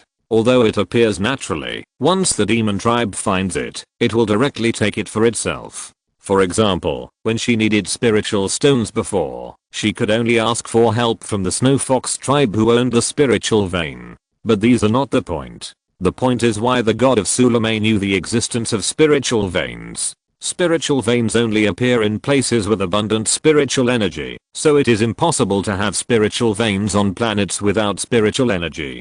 Don't worry, since I can offer such conditions, I will never deceive you. God Sulame saw that she didn't answer for a long time, so he spoke again. So you should think about it carefully. A little tiger in exchange for a spiritual vein is a very worthwhile deal. She originally wanted to firmly refuse again, but when she thought of the other party's obsession with ding ding, she wanted to get information. So she deliberately pretended to be a little shaken. A spiritual vein. Doesn't that mean there are a lot of spiritual stones available? Yes, you can use as many spiritual stones as you want, and you don't need to ask those monsters for help, God Sulame said with a smile. And don't you need spiritual stones to build things? If you have an inexhaustible spiritual vein, you can build whatever you want. When she heard this, she couldn't help but feel nervous. Although she didn't deliberately hide the fact that she needed spiritual stones, and she also planned to use spiritual stones to make some things, she didn't expect God Sulame to know about it. It seems that among the demon tribes she had come into contact with during this period, there were still believers of the God of Sulame that she had not discovered. TSK, this is not good news. Seeing that she did not answer, the God of Sulame whispered again. If you think one spiritual vein is not enough, then I can give you another one. Oh no, a message. If I remember correctly, you have a replica of the God-killing whip. Do you want to know where the real God-killing whip is? Hearing this, Wen Jiu's pupils shrank uncontrollably, because she had heard Cynthia say before that the real God-killing whip had long disappeared, and this thing was Zavina's weapon, so she was really surprised after hearing the words of the God of Sulame. Don't be so shocked. Her reaction caught the attention of the God of Sulame. It's just a piece of news. It's nothing. If you become my believer, you will have whatever you want. Take the real god-killing whip for example. I can send someone to help you find it at any time. Hearing this, she calmed down and replied, actually, I'm not interested in the spirit vein or the god-killing whip. I just want to know why you must have ding ding. Since the other party has said this, there is no need for her to continue acting. Well, why should I tell you? The god of Sulame chuckled. I have always only made equal transactions. You didn't give me anything, but you want me to answer your questions. Isn't this a bit too greedy? How about this? You give me the little tiger, and I will tell you the answer. Hearing this, Wen Jiu felt that the topic was going back to the topic again. So she said directly, not very good. It seems that you are not sincere in communicating with me, so I might as well set you on fire. Today's update has also been successfully delivered. Thank you little angels for your support 030. End of this chapter. Thank you very much for reaching the end. Don't forget to like. Looking for more exclusive content and immediate access? Subscribe to our Patreon. Remember, every like, subscription, or donation encourages us to continue. Thanks to everyone. See you in the next video.